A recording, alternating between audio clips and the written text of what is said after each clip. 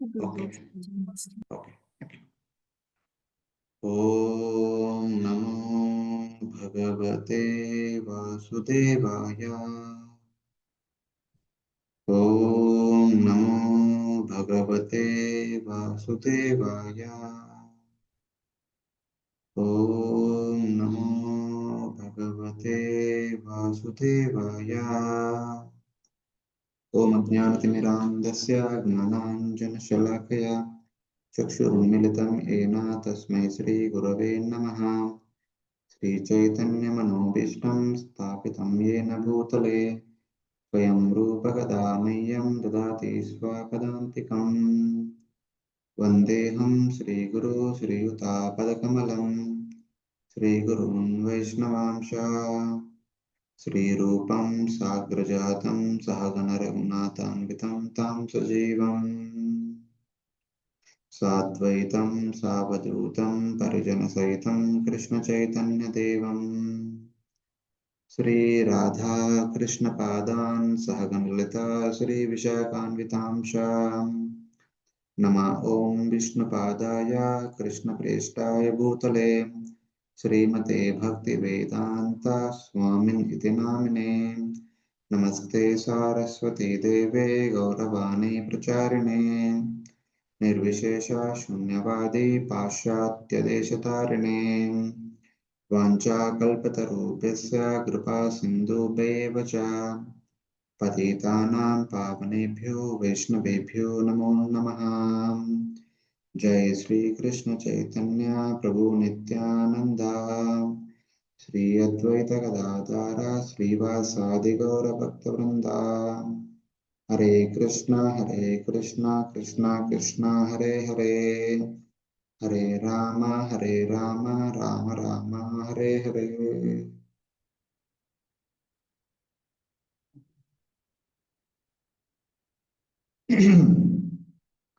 హరే కృష్ణ భక్తులందరికీ స్వాగతం. ఈరోజు మనము శ్రీమద్ భాగవతం మొదటి స్కందము 8వ అధ్యాయము చివరి శ్లోకాలు చదువుకుందాము. ఎస్ ప్రభుజీ చదవండి. జగద్విలా జగనంద్. హరే కృష్ణ ప్రభు దండాత్మనాం. హరే కృష్ణ దండాత్మనాం. ఓం నమో భగవతే వాసుదేవాయ.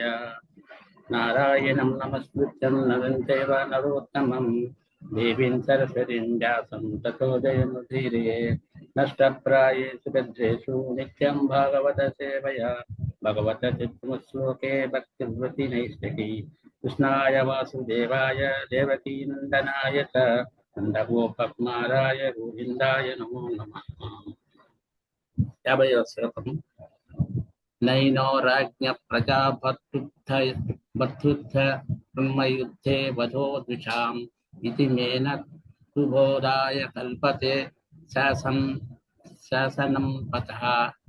నా పాండుడు ఏన పాపములను రాజ్ఞ రాజు ప్రజాభర్తు ప్రజాపోషకునందు నియముక్తులైన వాడు ధర్మము కొరకు యుద్ధమున వధ సంహారము విషాం శత్రువులను ఇది ఇవన్నీయును మే నాకు కానీ నా బోధయ సంతృప్తి కొరకు కాదు.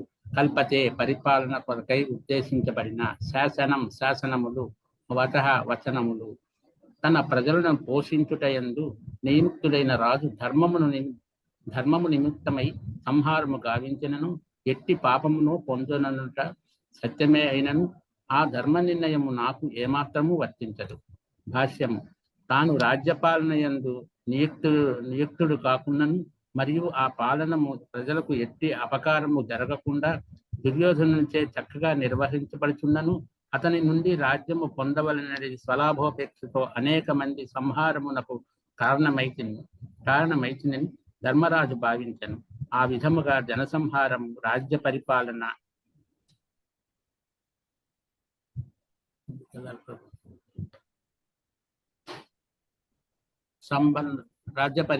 సంబంధమున కాక స్వలాభమున కొరకై వనరించబడినందున అట్టి పాపమునకు తానే బాధ్యుడనని ధర్మనందుడు భావించాను.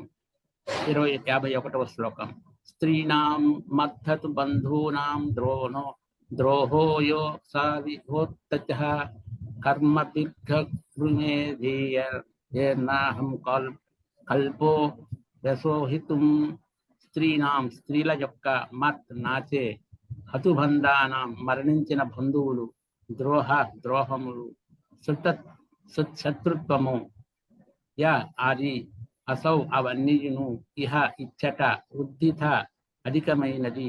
కర్మ ద్వారా గృహమేది అయి లౌకిక శ్రేయోదాయక కర్మలయందు నిముక్తులైన వారు. అహం నేను నకల్ప భావింపలేను, వ్యపోహితం హరింపగలిగినది.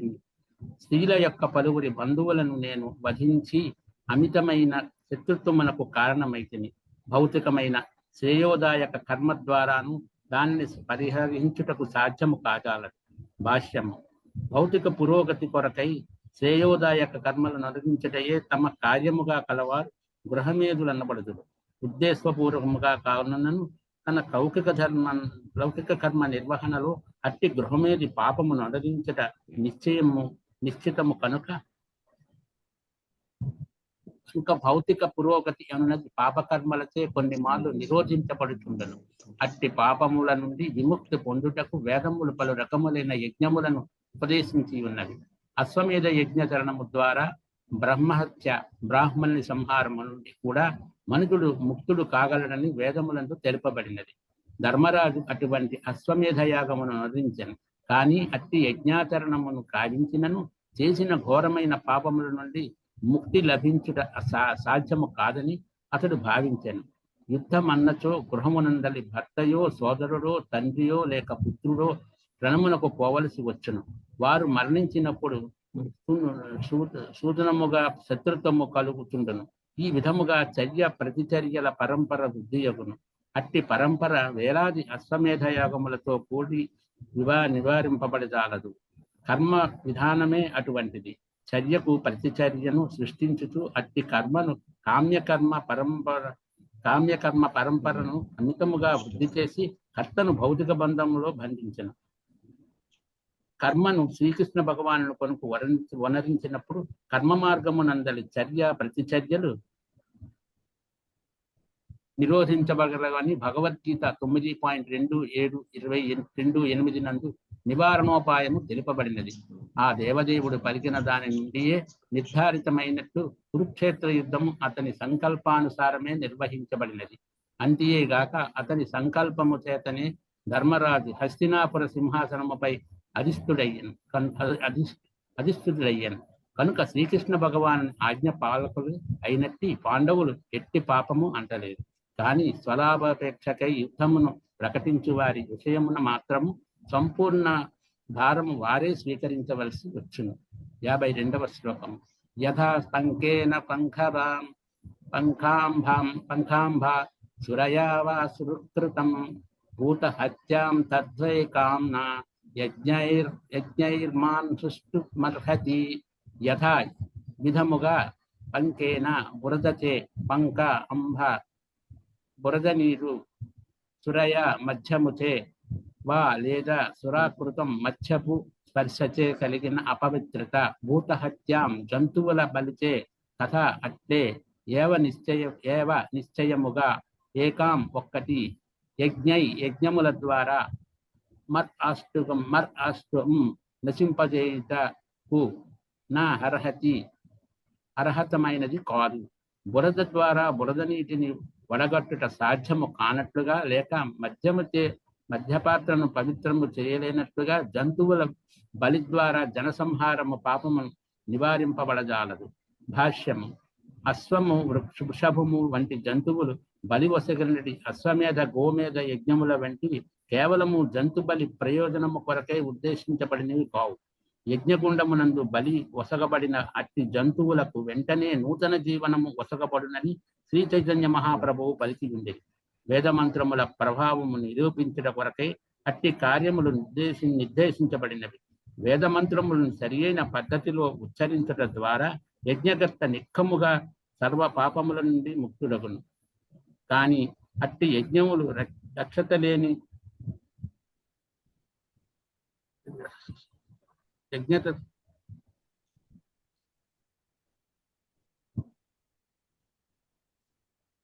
యజ్ఞములు దక్షత లేని వారి నిర్దేశముతో అనుపయుక్తముగా నిర్వహించబడినచో మనుజుడు తాను అనుసరించిన జంతుబలికి బాధ్యత వహించవలసి వచ్చును. అట్టి యజ్ఞములను నిర్వహింపగల ప్రవీణులైన బ్రాహ్మణులు కొరవడి ఉండుటచే వాటి ఈ కలహ కపట యుగమున సంపూర్ణముగా నిర్వహించే అవకాశమే లేదు. కనుకనే కలియుగమున ఇట్టి యజ్ఞ నిర్వహణము గూర్చి ధర్మరాజు హెచ్చరిక చేయుచున్నారు. కలియుగమునకు నిర్దేశితమైన ఏకైక యజ్ఞము హరినామ సంకీర్తన యజ్ఞము. దానిని శ్రీచైతన్య మహాప్రభు ఆరంభించి ఉండేది. కానీ జంతువశలో నియుక్తులైన ఆ పాపమును హరినామ యజ్ఞము చేయుట ద్వారా నివారించుకున్నటకు ఎవ్వరునూ యత్నించరాదు. భగవద్భక్తులైన వారు తమ స్వలాభము కొరకై జంతువులనెన్నడూ వధించరు. అలాగనే శ్రీకృష్ణుడు అర్జునుని ఆదేశించినట్టు క్షత్రియ ధర్మ నిర్వహణము నుండి వైదొలగరు. ఈ విధముగా ప్రతిదియు శ్రీకృష్ణ భగవాను తీర్చమే వనరించబడినచో సమస్త ప్రయోజనమును సిద్ధింపగలదు. కానీ అది కేవలము భక్తులకే సాధ్యము కాగలదు. శ్రీమద్ భాగవతమునందలి కుంతీదేవి ప్రార్థనలు మరియు పరీక్షిత్ రక్షణ అను ప్రథమ స్కందములోని 8వ అధ్యాయమునకు భక్తి వేదాంత భాష్యము సమాప్తం. హరే కృష్ణ ప్రభు. దండవత్ప్రణామం. Hare Krishna. I think chapter అయిపోయింది. నెక్స్ట్ చాప్టర్ లో ఫస్ట్ శ్లోకం ఇప్పుడు చదువుతారా? కొంచెం చిన్నగానే ఉంది, బట్ ఒక్క శ్లోకం చదవండి. సో దాని ద్వారా మనకి ఈ రోజు డిస్కషన్ కరెక్ట్ గా ఉంటుంది. భాగవతం చూపిస్తున్న వాళ్ళు నెక్స్ట్ చాప్టర్ ఉంటే చూపించగలరా? హరే కృష్ణ. 9వ అధ్యాయం మొదటి శ్లోకం మాత్రమే.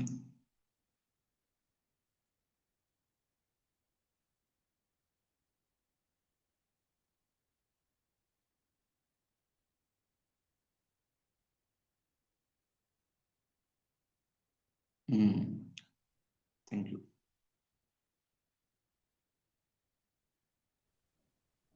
తొమ్మిదవ అధ్యాయం శ్రీకృష్ణ భగవానుని సమపక్షమున భీష్మదేవుని నిర్యాణము. సూత ఉవాచ ఇతి భీతం ప్రజద్రోహ సర్వధర్మ వివిత్సయ తతో వినాశనం ప్రఘాద్యత్య దేవవ్రతో పతత్. సూత ఉవాచ సూత సుగోస్వామి పలికెను. ఇది ఈ విధముగా భీతి చెంది ప్రజాద్రోహత్ జనులను వధించునందులకు సమస్తమైన ధర్మ నియమములను వివత్సయ అవగతము చేసుకొనుటకు తదుపరి వినశనం యుద్ధము జరిగిన స్థలికి ప్రఘాత్ వెడలను. ఎచ్చటైతే దేవవ్రత భీష్మదేవుడు అపతత్ మరణించుటకు శరతల్పగతుడై ఉండెను. సూత గోస్వామి పలికెను. కురుక్షేత్ర రణమున అపార జనమును వధించి నందున భీతి చెందిన ధర్మరాజు అంతట యుద్ధస్థలికి చెనెను. అచ్చట శరతల్పగతుడైన భీష్మదేవుడు ప్రాణములు వీడుటకు సిద్ధముగా ఉండెను. భాష్యం. శ్రీకృష్ణ భగవానుడు వాంఛించినట్లుగా భీష్మదేవుడు విద్యుత్ ధర్మములకు సంబంధించిన పలు విషయములపై ఈ 9వ అధ్యాయము ధర్మరాజునకు ఉపదేశములు కావించును. అంతేగాక అతడు ఈ మృత్యుమయ జగము నుండి వెడలిపోవు సమయమున తన అంతిమ ప్రార్థనలను శ్రీకృష్ణ భగవానునకు అర్పించి భౌతిక బంధముల నుండి ముక్తుడు కాగలడు. తాను కోరినట్లుగా తన భౌతిక దేహమును త్యజించగల శక్తిని భీష్ముడు కలిగి ఉండెను. అదే విధముగా శరతల్పముపై పరుండుట కూడా అతని ఇచ్ఛానుసారమే జరిగాను. మహాయోధిని ఈ విధమైన నిర్యాణ విషయములు పలువురు సమకాలీన శ్రేష్ఠజనులను ఆకర్షించను. అంతటా వారందరూ ఆ మహాత్ముల ఎడల తమకు గల ఆదరమును, గౌరవమును, ప్రేమను వ్యక్తము చేయుటకై అచ్చటకు సమకూడిరి. హరే కృష్ణ ప్రభు. దండవత్ ప్రణామం. Thank you Prabhuji. హరే కృష్ణ. ధన్యవాద్. హరే కృష్ణ. ఈరోజు మార్నింగ్ జపా కార్యక్రమానికి అందరికీ స్వాగతం. ఈరోజు మనము మొదటి స్కందము 8వ అధ్యాయంలో ఉన్నటువంటి చివరి 3 శ్లోకాలు 9వ అధ్యాయం నుండి మొదటి శ్లోకాన్ని చదివాము. సో వీటిని ఆధారంగా చేసుకొని కొన్ని విషయాలు భీష్మదేవుని గురించి చర్చించుకుందాము. గతంలో చూసినట్టయితే 8వ అధ్యాయంలో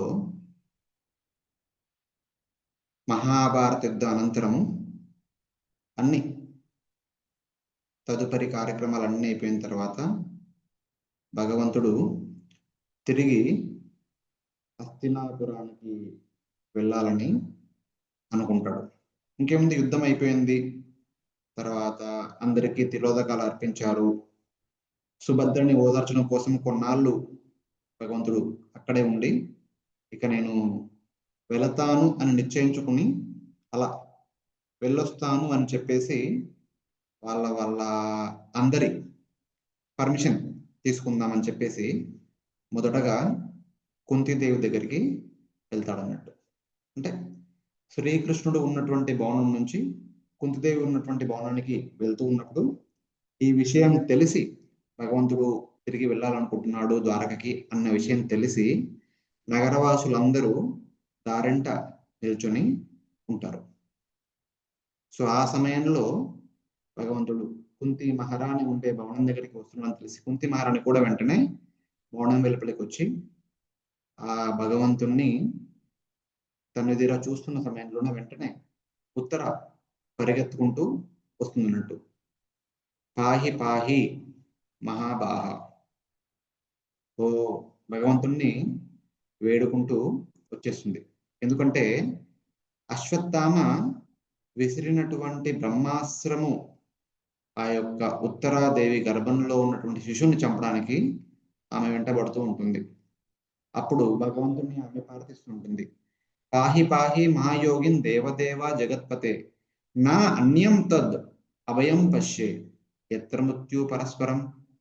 ఈ భౌతిక జగత్తులో ఈ యుద్ధాల పేరిట ఒకరినొకరు చంపుకుంటూ ఉన్నారు, కానీ ఒక జీవిని అన్ని రకాలుగా అన్ని వేళలలో అన్ని సమస్యల నుంచి రక్షించగలిగేది కేవలం నువ్వు మాత్రమే. మనుషులు కేవలము చంపగలరు. ఎత్ర మృత్యు పరస్పరం, ఒకరి ద్వారా ఒకరికి మృత్యువు మాత్రం వస్తుంది, రక్షణ వస్తుందా అంటే అది ఎల్లవేళకి రాదు. మిగతా వాళ్ళు మన చుట్టూ ఉండే వాళ్ళు ఇచ్చే రక్షణ కొంతకాలం వరకే. కేవలం నువ్వు ఇచ్చే రక్షణ మాత్రమే శాశ్వతమైన రక్షణ. నా అన్యం త్వద్ అభయం పశ్యే, అభయాన్ని పూర్తిగా ఇచ్చేది నువ్వు తప్ప ఇంకెవరు ఈ లోకంలో లేరు. అక్కడ ఉన్న వాళ్ళు ఎవరైనా ప్రశ్న అడగవచ్చు, ఎలాగో నీ భర్త చనిపోయాడు. జనరల్ గా అప్పట్లో ఆ కాలంలో భర్త చనిపోతే భర్తను విడలి ఉండలేక భార్య కూడా సతి చేసుకునేవాళ్ళు. భర్తతో పాటు ఆ అగ్నిజ్వాలలో ప్రవేశించి భర్తతో పాటు పరలోకానికి వెళ్ళిపోయేవాళ్ళు. సో ఎవరైనా అనొచ్చు, భర్త చనిపోయినా ఇంకా నువ్వే ఉన్నావు, చనిపోవచ్చు కదా అని. అప్పుడు ఆమె ఏముంటుందంటే, నాకు బ్రతుకు మీద కానీ బ్రతకాలని కానీ ఎలాంటి ఆశ లేదు, కానీ అభిద్రవతి మాం ఈశా శరస్ తత్తాశయో విభు. ఆ యొక్క శరస్సు ఉంది, శరం ఉంది కదా, అశ్వత్థామ వదిలినటువంటి శరము నన్ను వెంబడిస్తోంది. ఎందుకు వెంబడిస్తోంది? కామం దదౌ మాం నాత మామే గర్భో నిపాత్యతాం. నన్ను చంపడం కోసం కాదు, నా కడుపులో ఉన్నటువంటి బిడ్డను చంపడం కోసం. నన్ను చంపినా సరే నాకు బ్రతకపోయినా ఎలాంటి ఆశ లేదు, నేను చనిపోయినా సరే ఆ యొక్క బ్రహ్మాస్త్రం యొక్క తాపానికి నేను చనిపోయినా సరే, కానీ నా కడుపున పెరుగుతూ ఉన్నటువంటి ఈ కురువంశం యొక్క ఆఖరి సంతానము బ్రతికించు అని చెప్పేసి భగవంతుణ్ణి వేడుకుంటూ ఉంటుంది. అదే విధంగా ఏ విధంగా అయితే ఉత్తర వెనకాల ఒక బ్రహ్మాస్త్రం వెంబడించి వచ్చిందో, అదే విధంగా మిగతా 5గురు పాండవాలని కూడా అంతం చేయడం కోసం 5 బ్రహ్మాస్త్రాలు వాళ్ళ వైపు దూసుకొస్తూ ఉన్నాయి. ఒకే క్షణంలో భగవంతుడు ఒక చిన్న నవ్వు నవ్వి తన సుదర్శన చక్రాన్ని వదిలి ఆ చక్రం యొక్క ప్రభావంతో ఆ 5 బ్రహ్మాస్త్రాలు ఎప్పుడైతే పాండవులని తాకబోతున్నాయో వెంటనే వాటినన్నింటినీ నిర్వీర్యం చేసేసింది భగవంతుని యొక్క సుదర్శన చక్రం. తర్వాత భగవంతుని యొక్క మరో రూపము ఉత్తరదేవి యొక్క గర్భంలోకి ప్రవేశించి ఆ శిశువుని కాపాడేశాడు. ఆ శిశువు ఆల్రెడీ చనిపోయాడు. చనిపోయిన తర్వాత కూడా తనకి పునర్జీవం పోసి ఆ శిశువుని కాపాడాడు భగవంతుడు. పాండవ వంశం అక్కడతో ఆగిపోకుండా ఇంకా ముందుకు వెళ్ళాలని చెప్పేసి. సో ఎప్పుడైతే ఈ రెండు క్షణిక కాలంలో భగవంతుడు పాండవులని మరియు వాళ్ళ వంశానుకురాన్ని కాపాడాడో, ఆ యొక్క తన్మయత్వంలో కుంతి మహారాణి భగవంతుని పట్ల తనకున్నటువంటి ప్రేమ, భక్తి, తన చుట్టూ నగరవాసులందరూ ఉన్నారని పట్టించుకోకుండా బ్రాహ్మణులు, తర్వాత క్షత్రియులు, మంత్రులు, నగరవాసులు అందరూ ఉన్నా కూడా భగవంతుని పట్ల తనకున్న ప్రేమ, వాత్సల్యము మరియు భక్తి భావాన్ని వెంటనే అక్కడిక్కడే వెలువరించింది ప్రార్థన రూపంలో. ఎన్నో ప్రార్థనలు చేసి చివరిగా ఎన్నో భగవంతుని యొక్క ఉనికిని చాటుతూ, భగవంతుని యొక్క ఆవిర్భావానికి కారణాలను చాటుతూ, భగవంతుని యొక్క గొప్పతనాన్ని చాటుతూ, భగవంతుని యొక్క కరుణా హృదయాన్ని చాటుతూ ఇవన్నీ చేసిన తర్వాత చివరికి ఆమె కోరిక ఏంటంటే, ఆమె కోరికను వివరించింది. ఏంటంటే, త్వయిమే అనన్య విషయ మతేర్ మధుపతే సకృత్ రతిం ఉద్వాతాదద్ద గంగాయోగం ఉదన్వతి.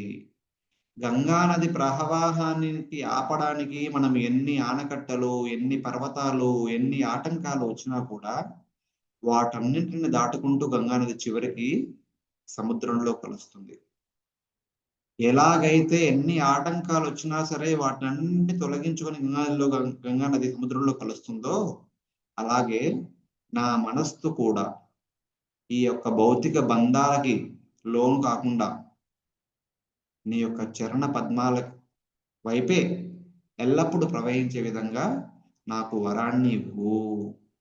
వయసులో పెద్ద అయినప్పటికీ కూడా, తల్లితో సమానమైనప్పటికీ కూడా ఆ భగవంతుణ్ణి ఆమె ఈ వరాన్ని కోరుకుంటుంది. త్వయిమే అనన్య విషయ మతిర్ మధుపతే అసకృత్ రతిం ఉద్వహతాద్ అద్దా. నీ యొక్క చరణ కమలాల పట్ల నా మనస్సు నిరంతరంగా ప్రవహించే విధంగా నువ్వు నాకు వరాన్ని ప్రసాదించు. ఇది ఆమె కోరిక. చివరికి ఆమె ఇంకేం కోరుకోవట్లేదు. ఆ తర్వాత చివరిలో ఆ భగవంతుని యొక్క సంబంధాన్ని, ఆ భగవంతుని యొక్క గొప్పతనాన్ని, ఆ భగవంతుని యొక్క కరుణా హృదయాన్ని సారాంశం రూపంలో చివరి పద్యంలో చెప్పడం జరిగింది. శ్రీకృష్ణ కృష్ణసఖ వృష్ణి ఋషభావని దృగ్ రాజన్య వంశ దహనా పవర్గ వీర్య గోవింద గోద్విజ సురార్తి హరావతార యోగేశ్వర అఖిల గురో భగవన్ నమస్తే. ఇక్కడ ఏమంటుందంటే, శ్రీకృష్ణ, ఓ భగవంతుడా, శ్రీకృష్ణుడా, కృష్ణ సఖ, అర్జునుని యొక్క ప్రియమిత్రుడా. కృష్ణ అంటే అర్జునుడి పేరు కూడా కృష్ణుడే, ద్రౌపది పేరు కూడా కృష్ణహే. సో వీళ్ళ ముగ్గురి పేర్లు కృష్ణ అని మహాభారతంలో చెప్పడం జరిగింది. కృష్ణ సఖ అంటే అర్జునుని యొక్క ప్రియమిత్రుడు. వృష్ణి వృషభావని దృగ్, వృష్ణి వృష్ణి వంశంలో వృషభము వంటి వాడు భగవంతుడు. మనం గ్రామంలో ఉన్నటువంటి అన్ని రకాల జీవరాశులలో అంతకంటే చాలా బలమైంది ఎద్దు. సో అందుకే వృష్ణి వృషభ అని చెప్పి భగవంతుని పోల్చారు. తర్వాత అవని దృగ్ రాజన్య వంశ దహన అపవర్గ వీర్య. ఈ యొక్క భూమిని, ఈ యొక్క పృథ్వీని నాశనం చేయడానికి క్షత్రియ వంశంలో పుట్టినటువంటి రాజులందరినీ హరింపజేసి వాళ్ళ భారాన్ని తగ్గించడం కోసం అవతరించినటువంటి భగవంతుడా. భగవంతుని యొక్క అవతార ఎన్నో లక్షణాలలో ఇదొక ప్రముఖ ఉద్దేశం. ఏంటి? అసురులంతా క్షత్రియులుగా పుట్టి భూమిని అధర్మ ప్రభావితం చేస్తున్నారు కాబట్టి అలాంటి రాజులందరినీ దహింప చేయడానికి, వాళ్ళందరి భారాన్ని తొలగించడానికి అవతరించినటువంటి భగవంతునికి తను ప్రార్థిస్తుంది. తర్వాత గోవింద. సో భగవంతుని పేరు గోవిందుడు. గో ద్విజ సుర ఆర్తిహార అవతార. భగవంతుడు ఎందుకు అవతరించాడు? గో ఆవులు, ద్విజ బ్రాహ్మణులు, సుర దేవతలు, ఆర్తి వీళ్ళ యొక్క ఆర్తనాదాలని తొలగించడానికి, వాళ్ళందరినీ సుసంపన్నం చేయడానికి అవతరించిందే భగవంతుని పేరు గోవిందుడు. ఒక కారణమేమో అవనిదృ రాజన్య వంశధానాప వర్గ వీర్య, క్షత్రియ వంశంలో పుట్టినటువంటి అసురులను తొలగించడం కోసం ఒకటి. రెండవది గో ఆవులని, ద్విజులని మరియు దేవతలని ఈ అసురుల బారి నుంచి రక్షించడం కోసము భగవంతుడు అవతరించాడు. యోగేశ్వర అఖిల గురో, భగవంతుడు యోగేశ్వరుడు, అఖిల గురో అందరికి గురువు. భగవాన్ నమస్తే, అలాంటి భగవంతునికి నా యొక్క నమస్కారాలు అని చెప్పేసి తన యొక్క ప్రార్థనల్ని సమాప్తం చేసింది. సో భగవంతుడు ఒక చిన్న చిరునవ్వుతో కుంతి మహారాణి యొక్క ప్రార్థనలన్నిటినీ స్వీకరించి ఆమె యొక్క అభిష్టాన్ని పూర్తి చేశాను అని చెప్పి ఒక రకమైనటువంటి చెప్పకుండానే చెప్పేసి ఒక చిరునవ్వు నవ్వేసి రథం దిగి ఆ కుంతి మహారాణి చరణాలకి నమస్కారం చేసి ఆ యొక్క రాజమహల్లోకి ప్రవేశిస్తాడు. ఎందుకంటే ఇక్కడ మోరార్లెస్ కుంతి మహారాణి యొక్క ఆదేశం లభించినట్టే. ఇంకా రాజుగారి యొక్క ఆదేశాన్ని పొందాలి అంటే యుధిష్ఠిర మహారాజు కూడా చెప్పాలి, ఇక నేను బయలుదేరాలనుకుంటున్నాను అని చెప్పి ఆయన ఆమోదాన్ని కూడా తీసుకొని అప్పుడు ద్వారకకి బయలుదేరాలి. కానీ ఇక్కడ ఏంటంటే జస్ట్ యుద్ధం సమాప్తమైంది, ఇంకా ఇక్కడ ఎవరిని రాజును చేయలేదు. సో యుధిష్ఠిర మహారాజు ఏమంటారు, యుద్ధం మాత్రం పూర్తయింది, మీరందరూ నేను రాజు అవుతాను అనుకుంటున్నారు, కానీ నేను రాజును కాను, నాకు రాజయ్యే యోగ్యత లేదు. తన మనసులో ఉన్నటువంటి బాధని ఇప్పటి వరకు చెప్పలేకపోయాడు, దానిని మెల్లమెల్లగా చెప్పడం మొదలెట్టాడు. దానికి కారణాలు ఎన్నో ఉన్నాయి. మహాభారతం చదివినట్టయితే స్త్రీ పర్వంలో ఎంతో మంది ఆడవాళ్ళు, చిన్నపిల్లలు, ఆ యొక్క చనిపోయినటువంటి యుద్ధ సైనికుల యొక్క కుటుంబస్తులందరూ వాళ్ళ యొక్క మృత్యుని జీర్ణించుకోలేక ఎంతో రోధిస్తూ ఉంటారు.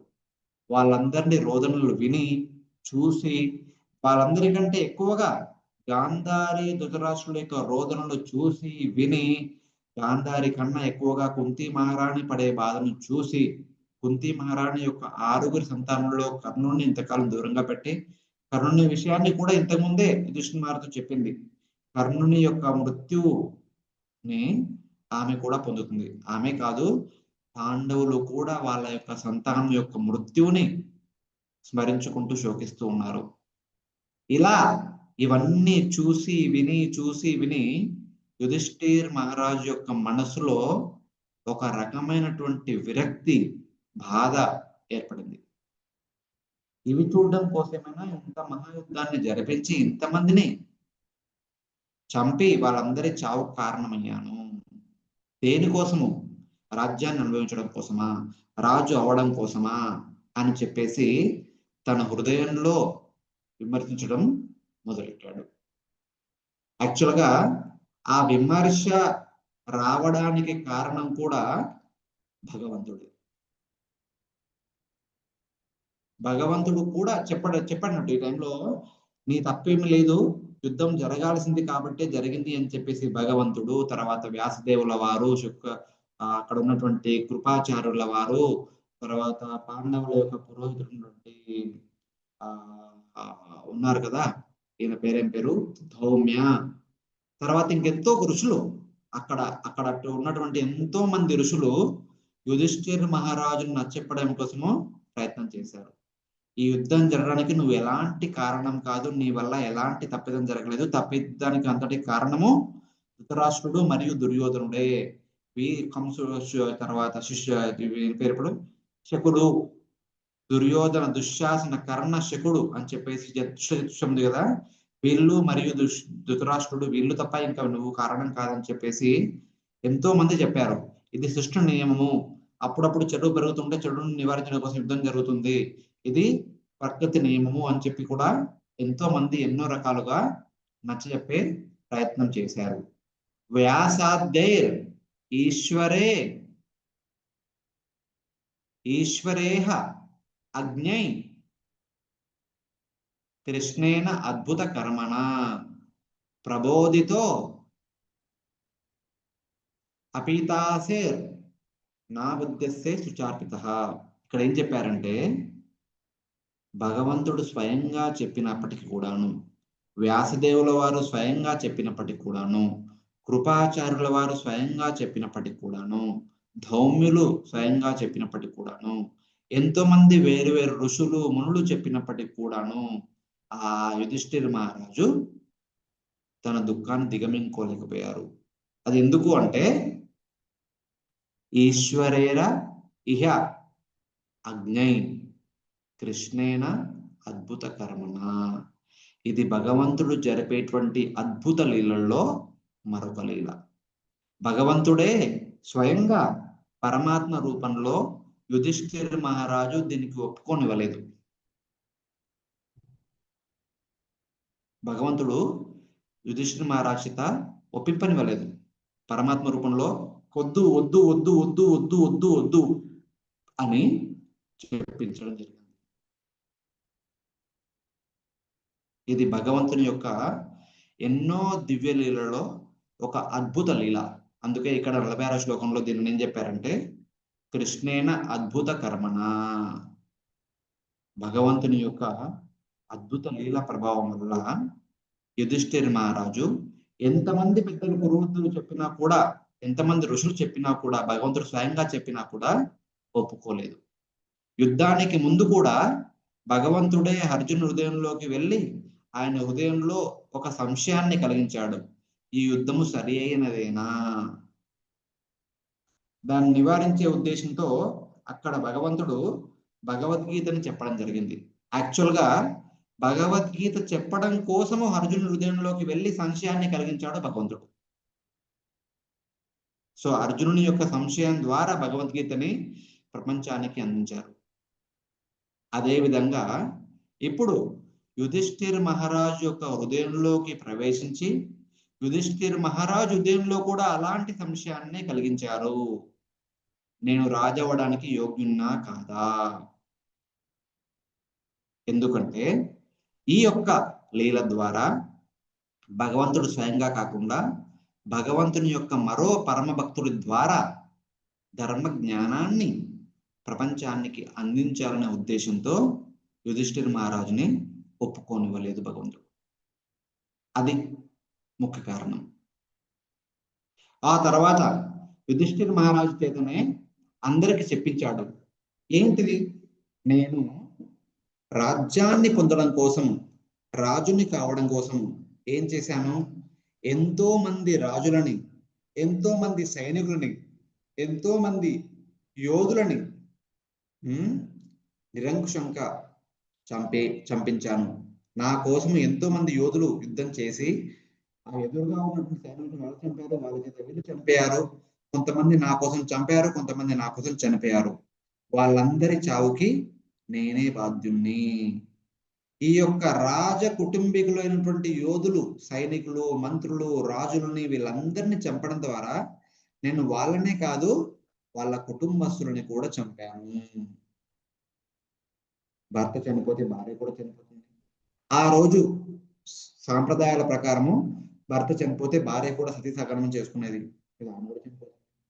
సో ఒక కుటుంబంలో ఒక వ్యక్తి చనిపోతే వాళ్ళ తల్లిదండ్రులకి ఆసరా ఉండదు, పిల్లలకి ఆసరా ఉండదు. తల్లిదండ్రులు చనిపోయారు అంటే వాళ్ళ జీవితం కూడా నిర్వీర్యం అవుతుంది, పిల్లల జీవితం కూడా దుర్భరం అవుతుంది. తర్వాత వాళ్ళ బంధుమిత్రులకు కూడా చాలా ఇబ్బందులు ఏర్పడతాయి ఒక వ్యక్తి సహాయంగా ఉన్నటువంటి వ్యక్తి చనిపోతే. సో ఈ విధంగా నేను కేవలము రాజులు, మంత్రులు, సైనికులే కాదు వాళ్ళందరి కుటుంబాలని కూడా చంపేశాను. వాళ్ళందరి చావు కూడా నేనే కారణము. అప్పుడు అక్కడ ఋషులు ఏమన్నారంటే, అయ్యా ఇవన్నీ యుద్ధం వల్ల జరుగుతాయి, ఇది నువ్వు జరపలేదు. యుద్ధం అన్నాక చాలా మంది సైనికులు చనిపోతారు, రాజులు చనిపోతారు, మంత్రులు చనిపోతారు, కొన్నిసార్లు వాళ్ళ భార్యలు కూడా చనిపోతారు. దానివల్ల ఏం చేస్తాం, ఇంకా ఇవన్నీ రాజు అయిన తర్వాత నువ్వు అందరిని చూసుకుందువు కానీ నువ్వు లేదు లేదు వీళ్ళందరి చావుకు నేనే కారణము. ఇది ఒక మహాపాపం, ఇంతమందిని చంపిన పాపము.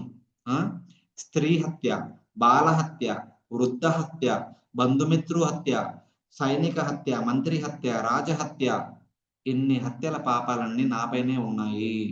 నేను నరకానికి వెళ్ళడానికి తయారవ్వాలి. అప్పుడు వాళ్ళు ఏమన్నారంటే, లేదు లేదు, శాస్త్రంలో ఏం చెప్తున్నారంటే, అశ్వమేధ యజ్ఞం చేసినట్టయితే కనుక యుద్ధంలో జరిగినటువంటి ప్రాణహాని వల్ల జరిగేటువంటి కన్సిడర్ చేసేటువంటి పాపము నుంచి వైదొలుగుతాము.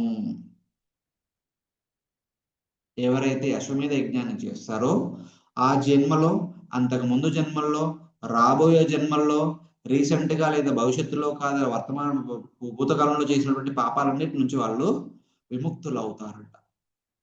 అప్పుడు యుధిష్ఠిర మహారాజ్ ఏమంటున్నారంటే, అయ్యా శాస్త్ర నియమం కరెక్టే, బట్ ఆ శాస్త్ర నియమం ఎప్పుడు అప్లై అవుతుందో దాన్ని ఒకసారి గమనించండి. ఎవరైతే ఒక రాజు అధర్మబద్ధంగా పరిపాలిస్తూ వాళ్ళ ప్రజానికాన్ని హింసిస్తున్నప్పుడు ఆ రాజుని చంపితే పాపము రాదు. అలా చంపిన తర్వాత అశ్వమేధ యజ్ఞాన్ని చేస్తే ఒకవేళ పాపం మీద ఉన్నా కూడా పాప పరిహారం అవుతుంది. కానీ నేను అలాంటి రాజుని చంపలేదే.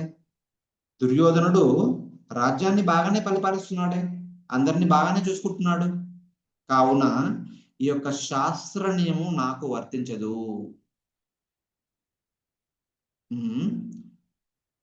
ఇంకా అది పాపకార్యమే అవుతుంది. మనుషులు చంపిన పాపానికి నివృత్తి కోసము జంతువులను చంపిస్తే నేను ఎలా విముక్తిని అవుతాను? నేను అవ్వలేను. అది సాధ్యపడదు. ఎలాగైతే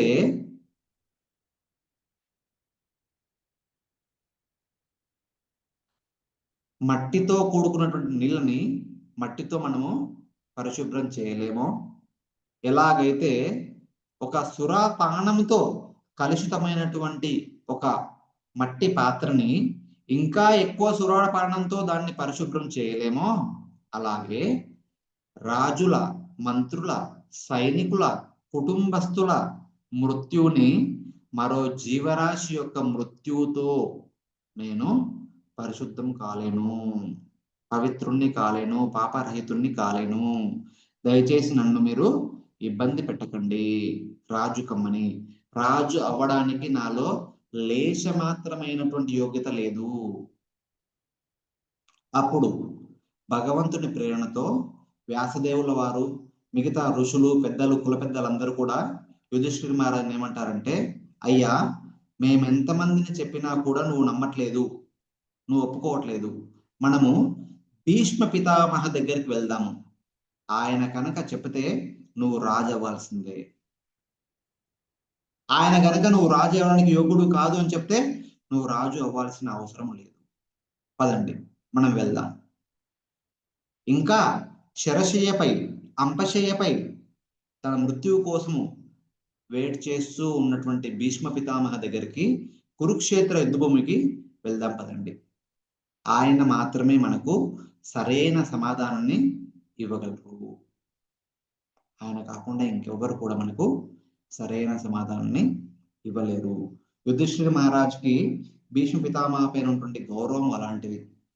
అక్కడ ఉన్నటువంటి మంత్రులకి, భగవంతునికి మరియు ఋషులందరికీ కూడా భీష్మ పితామహ మాట యుధిష్ఠిర మహారాజు తప్పకుండా పాటించాలన్నటువంటి గట్టి నమ్మకం ఉంది. కాబట్టి వాళ్ళందరూ యుధిష్ఠిర మహారాజుని మనమందరము కురుక్షేత్ర యుద్ధభూమికి వెళ్దాము, ఆయన ఏం చెప్తారో వింటాము, ఆయన చెప్పిందే ఫైనల్ జడ్జిమెంట్, చివరి మాట.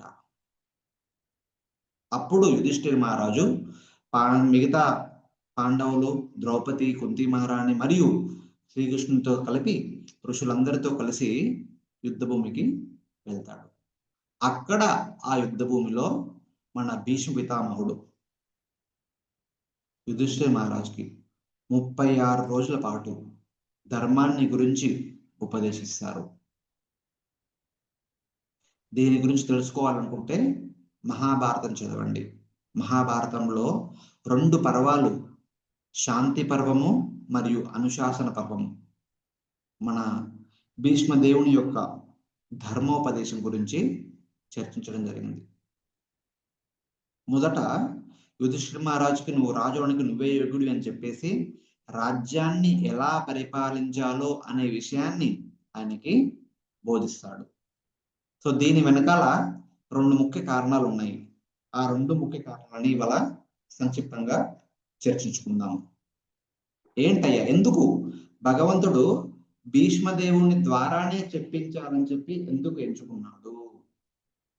భీష్మదేవుని ద్వారా చెప్పించాలని చెప్పేసి తను చెప్పినా కూడా ఇంకెవరు చెప్పినా కూడా ఒప్పుకోకుండా ఎందుకు చేశాడు? దానికి కారణము మనకి తెలుస్తుంది. మహాభారతంలో చూసినట్టయితే భీష్ముడు కౌరవుల పక్షాన అంటే అధర్మం పక్షాన యుద్ధం చేశాడు. మనకి అనిపించవచ్చు, ఎందుకు అలా చేయాల్సిన అవసరం ఏమొచ్చింది, ఎందుకు ఇలా చేశాడు, తనకి ధర్మం తెలుసు కదా, అయినప్పటికీ కూడా ధర్మపక్షం ఎందుకు ఉండలేదు అని చెప్పేసి మనం అందరం అనుకోవచ్చు. కారణాలు ఏవైనప్పటికీ కూడా మనం వాటిని ఇప్పుడు చర్చించుకోవట్లేదు. మనం ఏంటంటే భగవంతుడు భీష్ముడిని ఎందుకు సెలెక్ట్ చేసుకున్నాడు? ఒకటి, ఆయన 12 మహాజనులలో ఒక మహాజనుడు, పరమభక్తుల్లో ఆయన ఒక పరమభక్తుడు. అది మెయిన్ కారణం, దాంట్లో ఎలాంటి సందేహం లేదు. దానితో పాటు ఇంకొక ముఖ్య కారణము ఉంటుంది. మీలో చాలా మంది మహాభారతము వినడమో, చదవడమో, చూడడమో చేసి ఉండే ఉంటారు. మహాభారతం ఆది పర్వంలో ఒక కథ వస్తుంది అన్నట్టు. ఏంటది? ఒకానొక సమయంలో వశిష్ఠుని దగ్గర ఒక నందిని అనేటువంటి ఆవు ఆయన యజ్ఞానికి కావాల్సిన ఉపకరణాలన్నీ తనే సమకూర్చేది. ఆవే ఆయన యజ్ఞ యాగాదులకు కావాల్సిన ఉపకరణాలన్నీ సమకూర్చేది అన్నట్టు. ఆ యొక్క ఆవు పాలు ఎవరు తాగినా సరే అది అమృతంతో సమానం అన్నట్టు. ఎవరు తాగినా సరే అమరులు అవుతారు, నిత్య యవ్వనులు అవుతారు. అప్పుడు మన దేవతలందరిలో ఒక రకమైన దేవతలు ఉంటారు. వాళ్ళు వసులు అంటారు, అష్టవసులు అంటారు. వసు అనేటువంటిది ఒక దక్ష ప్రజాపతి యొక్క కూతురి పేరు. దక్ష ప్రజాపతికి 60 మంది కుమార్తెలు ఉంటే వాళ్ళలో 10 మందిని ధర్మరాజుకి వివాహం చేస్తాడు, ధర్మరాజుకి ఇచ్చి. ఆ 10 మందిలో 10వ కుమార్తె పేరు వసు. ఆ వసు మరియు ధర్మరాజు యొక్క సంతానమే అష్టవసులు. ఆ అష్టవసులు వేరు వేరు వాళ్ళతో పెళ్లి చేసుకున్నారు. ఆ అష్టవసులలో ఒక వసు, ఆయన భార్య పేరు వరాంగన అనుకుంటాను. అదే పేరుతో భూలోకంలో కూడా ఒక కన్య ఉంటుంది, ఒక రాజకుమారి ఉంటుంది. వీళ్ళిద్దరికి సేమ్ పేరు కాబట్టి వాళ్ళిద్దరి మధ్య మైత్రి ఏర్పడింది. అప్పుడప్పుడు కలుస్తూ ఉండేవాళ్ళు. కానీ ఒకసారి ఏమైందంటే మెల్లమెల్లగా ఆ భూలోకంలో ఉన్నటువంటి రాజకుమారి తర్వాత తన భర్త, యాక్చువల్గా రాజకుమారి యొక్క భర్త వృద్ధుడవుతూ ఉన్నాడు. ఎందుకంటే జనరల్ గా రాజులు చాలా వయసు తర్వాత పెళ్లి చేసుకుంటారు. వాళ్ళ వయసు చాలా పెద్దది కాబట్టి వాళ్ళు చాలా లేట్ కూడా పెళ్లి చేసుకుంటూ ఉంటారు. సో ఈమె యువతి, ఆమె భర్త వృద్ధుడవుతున్నాడు, ఆమెకి అది నచ్చలేదు. సో తన స్నేహితురాలి బావు కోసం అని చెప్పేసి వరాంగన తన భర్తకి అడుగుతుంది, మీరు వెళ్ళేసి ఆ వశిష్ఠ ముని దగ్గర ఉన్నటువంటి ఆవుని తీసుకొచ్చేసేయండి, దొంగలించుకొని తీసుకొచ్చేయండి. ఆ ఆవుని మరియు ఆ ఆవు పాలని నా మిత్రురాలికి ఇవ్వాలి. తను ఆ పాలు తాగి తన భర్త చేత తాగించి వాళ్ళిద్దరూ ఎప్పటికీ మనలాగే నవయవనంలో నిత్య యువకులుగా ఉంటారు. అప్పుడు ఆ వసువు ఏమన్నారంటే, ఇది మహాపాపం, ఒక బ్రాహ్మణునికి సంబంధించినటువంటి ఒక వస్తువుని దొంగలించడము మహాపాపము, నేను ఇది చేయలేను. అయినప్పటికీ కూడా ఆమె కంపల్సరీ నువ్వు చేయాల్సిందే అని చెప్పేసి అలకెళ్తుంది. సో ఆమె యొక్క ప్రీత్యర్థమై తను తన మిగతా సహోదరుల సహాయంతో 8 మంది వసువులు వెళ్ళి ఆ ఆవుని ఆ యొక్క ఆశ్రమంలోంచి లాక్కొని వెళ్ళిపోతారు. అది వెళ్ళిపోతూ చిన్న అరుపు అరుస్తుంది. ఆ అరుపుకి ధ్యానంలోంచి బయటికి వచ్చి వశిష్ఠ ముని ఏం జరుగుతుందో అర్థం చేసుకొని ఆ 8 మంది వసులని మీరు స్వర్గలోకంలో ఉండడానికి ఏమాత్రం యోగ్యులు కాదు, మీరు భూలోకానికి వెళ్ళి కష్టపడండి అని చెప్పేసి చెప్పిస్తాడు. వెంటనే 7 మంది వసులు వచ్చి ఆయన కాళ్ళ మీద పడి, అయ్యా ఇందులో మా తప్పిదం ఏం లేదు, మేము నివారించినప్పటికీ కూడా మా సహోదరుడే దీన్ని తస్కరించడంలో సహాయం చేయమని చెప్పేసి బలవంతం చేశాడు, దయచేసి మమ్మల్ని క్షమించండి అని చెప్పేసి ఆ 7 వసువులు కోరుకుంటారు. అప్పుడు శాపాన్ని నేను విరమించలేను, కానీ శాప ఫలితంగా మీరు భూలోకంలో జన్మించాల్సిందే, కానీ అక్కడ ఉండి కష్టపడని అవసరం లేదు, జస్ట్ జన్మించి మళ్ళీ తిరిగి వచ్చేయండి అని చెప్పేసి 7 మంది చెప్తారు. అప్పుడు 8వ వ్యక్తి వచ్చి కాళ్ళపైన పడి నన్ను క్షమించండి అని చెప్పి వేడుకుంటాడు. అప్పుడు నిన్ను క్షమించే, నువ్వు తెలిసి తప్పిదం చేసావు కాబట్టి నిన్ను క్షమించడానికి నువ్వు అర్హుడి కాదు. ఈ 7 మంది మనుషులుగా పుట్టి మానవ లోకంలో పొందాల్సిన దుఃఖాన్ని నువ్వు ఒక్కడివే పొందువు. అంటే నువ్వు ఒక్కడివే ఈ 8 మంది వసుల యొక్క కాల అంత సమయం వరకు జీవించి, భూలోకంలో జీవించి 8 మంది అనుభవించే కష్టాన్ని నువ్వు ఒక్కడివే అనుభవించు. ఎస్పెషల్లీ మామూలు కష్టాలు కాదు, ఒక బ్రాహ్మణుని యొక్క సంపత్తిని దొంగలిస్తే ఎలాంటి కష్టం నరకంలో ఒక వ్యక్తి పొందుతాడో అలాంటి కష్టాన్ని ఒక 8 మందికి వస్తే ఆ 8 మంది కష్టాన్ని నువ్వు ఒక్కడివే అనుభవించాలి. తర్వాత ఏ భార్య సంతోషం కోసమైతే నువ్వు ఈ యొక్క దుస్సాహానికి పూనుకున్నావో అదే భార్యకి దూరంగా ఉంటావు. వివాహం లేకుండా అలాగే దూరంగా ఉండిపోతావు అని చెప్పేసి చెప్తాడు. తర్వాత ఏ భార్య అయితే నిన్ను ఈ కార్యం చేయడంలో ఏమంటాము వివశుణ్ణి చేసిందో ఆమె కూడా భర్త లేకుండా ఏకాకై తిరుగుతూ ఉంటుంది. ఇప్పుడు ఒకరి మీద ఉన్న ప్రేమతో ఈ యొక్క దుస్సాహానికి ఒరిగట్టారు కదా, భూలోకంలో ఒకరి పట్ల ఒకరు భద్ర శత్రువులుగా వ్యవహరిస్తారు. మీరిద్దరూ జన్మిస్తారు, మీరిద్దరూ కష్టాన్ని పొందుతారు. నువ్వు తెలిసి చేసావు కాబట్టి 8 మంది అసువుల యొక్క కష్టాన్ని నువ్వు ఒక్కడివి అంతకాలం జీవించి అంత కష్టాన్ని అనుభవిస్తావు. అలాగే నీ భార్య కూడా జన్మించి ఆమె కూడా వివాహం లేకుండా ఏకాకై తిరుగుతూ కష్టాన్ని అనుభవిస్తుంది. మీరిద్దరూ బద్ధ శత్రువులై ఒకరి చావుకి ఒకరు కారణమై తిరిగి మళ్ళీ దేవతాలోకానికి వస్తారు. అప్పటి వరకు మీరు ఈ కష్టాన్ని అనుభవించాల్సిందే అని చెప్పేసి ఆయన శాపంలో ఒక రకమైన పరివర్తన తీసుకొచ్చి మార్పులు చేసి వాళ్ళని నిలమని చెప్తాడు. అప్పుడు ఈ 8 మంది వసులు గంగాదేవిని ప్రార్థిస్తారు, మేము సాధారణ మనుషుల గర్భం ద్వారా జన్మించాలనుకోవట్లేదు, నీ ద్వారా మేము జన్మిస్తాము, మేము జన్మించగానే వెంటనే మా 7 మందిని నువ్వు నీ యొక్క నీళ్ళలో కలిపేసి మృత్యువు పొందేసి మళ్ళీ తిరిగి స్వర్గానికి వచ్చేస్తామని చెప్పేసి వాళ్ళు అడుగుతారు.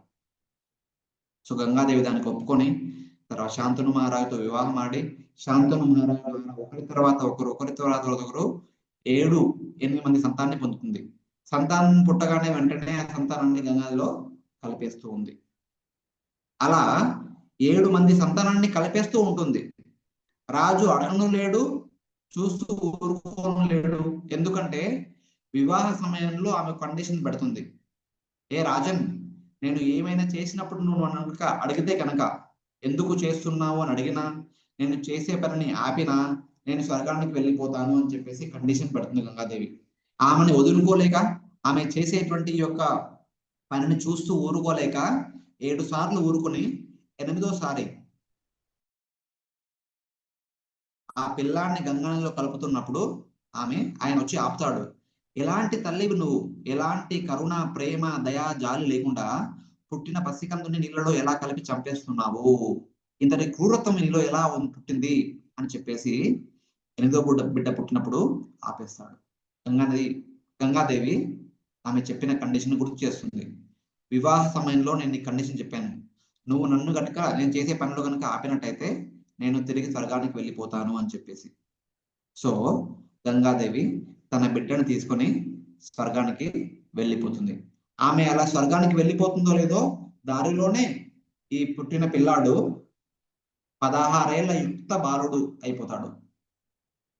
వెంటనే తనని తీసుకెళ్లి బృహస్పతి దగ్గర శిక్షణకి చేర్పిస్తుంది. బృహస్పతి దగ్గర అన్ని రకాల వేదాలని 100 సంవత్సరాల పాటు నేర్చుకుంటాడు. భూమి మీద 1 సంవత్సరము, స్వర్గంలో 1 రోజు. సో ఇక్కడ మనకి 100 సంవత్సరాలు అంటే అక్కడ 100 రోజులు. సో 100 రోజుల పాటు ఆయన బృహస్పతి దగ్గర విద్యను అభ్యసిస్తాడు. 4 వేదాలు, 4 ఉపవేదాలు, 6 వేదాంగాలు, 18 మహాపురాణాలు, ఇట్లా ఎన్నో శాస్త్రాలన్నీ నేర్చుకుంటాడు. ఆ తర్వాత మరొక 50 సంవత్సరాలు జ్ఞాన శాస్త్రాలని పరశురాముని దగ్గర నేర్చుకుంటాడు. ఇంకొక 50 సంవత్సరాలు విలువిద్యను నేర్చుకుంటాడు. ఇలా 200 సంవత్సరాల కాలం పాటు ఆయన బృహస్పతి మరియు పరశురాముని దగ్గర విద్యను అభ్యసిస్తాడు. 1 రోజు కాదు, 2 రోజులు కాదండి, 200 సంవత్సరాలు. ఆ తర్వాత గంగాదేవి ఆ బాలుని తీసుకొచ్చి శంతను మహారాజ్కి అప్పచెప్తుంది, ఈయన నీ పుత్రుడు అని చెప్పేసి. సో అలా పుత్రుని తిరిగి వచ్చిన తర్వాత ఆయన ఎంతో ఆనందంగా ఉంటాడు.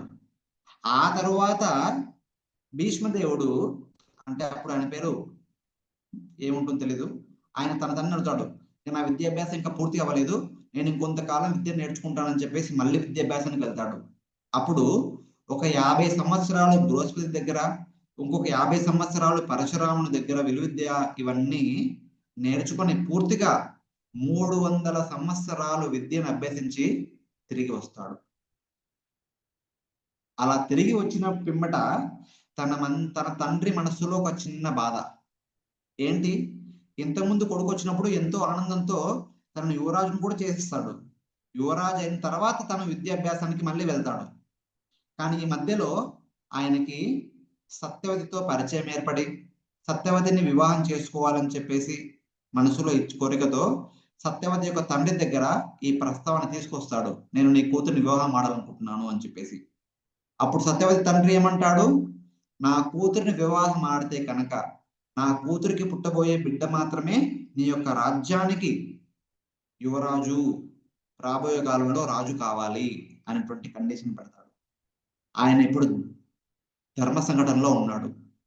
భీష్ముణ్ణి ఆల్రెడీ యువరాజును చేశాను, ఇప్పుడు ఈమెను పెళ్లి చేసుకుంటే ఆమె యొక్క సంతానం రాజు అవ్వాలి, యువరాజు తర్వాత రాజు అవ్వాలి, అది ఎలా సాధ్యము, భీష్ముని పట్ల అన్యాయం అవుతుందని చెప్పేసి తను చెప్పుకోలేక పెళ్లి చేసుకోలేక బాధపడుతూ ఉంటాడు.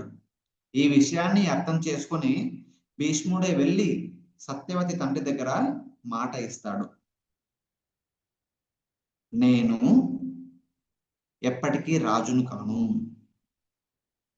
నీ యొక్క కుమార్తె ద్వారా పుట్టిన పిల్లలే రాజులు అవుతారు.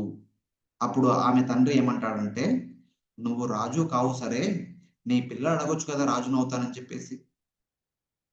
అప్పుడు ఆయన ఒక భీష్మ వ్రతాన్ని స్వీకరిస్తాడు.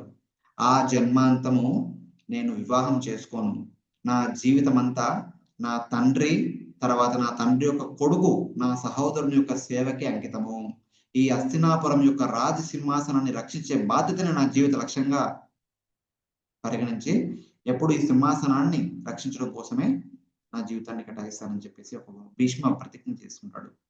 అప్పుడు తన ప్రతిజ్ఞని విని దానికి మెచ్చి తన తండ్రి, ఈ భౌతిక జగత్తు దుఃఖమయం, ఎప్పుడు ఎలాంటి పరిస్థితులు వస్తాయో తెలియదు, నీకు కనుక ఏ రోజైనా విరక్తి పొందితే కనుక వెంటనే నువ్వు ఈ శరీరాన్ని వదిలి మళ్ళీ తిరిగి నీ యొక్క గమ్యస్థానాన్ని చేరుకునేటువంటి వరాన్ని నీకు ఇస్తానని చెప్పేసి తన తండ్రి శంతను మహారాజు ఆయనకి ఇచ్ఛామృత్యుని ప్రసాదిస్తాడు.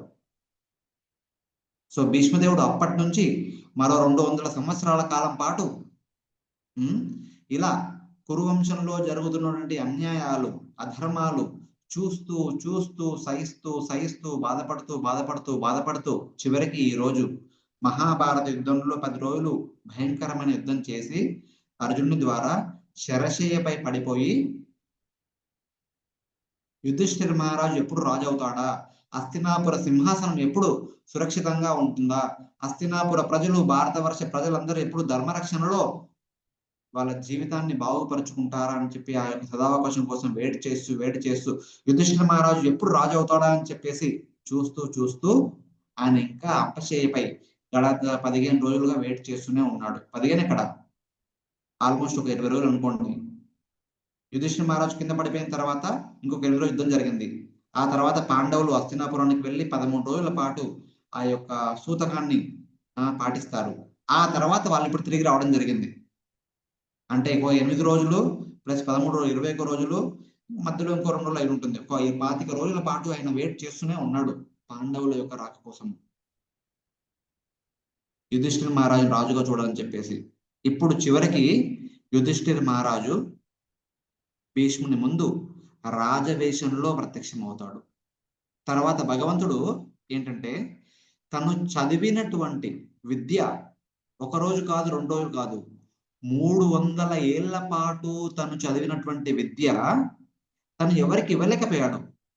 తను హస్తినాపురంలో ఉన్నాడు, విద్య పూర్తయి తిరిగి వచ్చిన తర్వాత. పాండవులు అలా వచ్చారు, ఇలా వెళ్ళారు, అలా వచ్చారు, ఇలా వెళ్ళారు హస్తినాపురానికి. వాళ్ళు హస్తినాపురంలో ఎక్కువ రోజులు ఉండింది లేదు. భీష్మదేవుడు వాళ్ళకి ఈ యొక్క మంచి జ్ఞానాన్ని, ధర్మ జ్ఞానాన్ని ఇచ్చింది లేదు. పాండవులు పుట్టింది వనంలో. వాళ్ళ 14వ ఏట వాళ్ళ తండ్రి చనిపోయిన తర్వాత వాళ్ళు తిరిగి వచ్చారు. వాళ్ళు వచ్చారో లేదో భీష్ముడు వాళ్ళందరినీ చంపాలనుకున్నాడు. ఆ విషయం తెలిసి భీష్ముడు వీళ్ళందరినీ గురుకులానికి, ద్రోణాచార్య ఆశ్రమానికి పంపిస్తాడు. అలా విద్యను నేర్చుకొని తిరిగి వచ్చారు. యుధిష్ఠిర మహారాజుని యువరాజు చేశారు. వెంటనే దుర్యోధనుడు ఆయన్ని వారణావతానికి పంపించేసి అక్కడ లక్షాగృహంలో చంపాలనుకున్నాడు.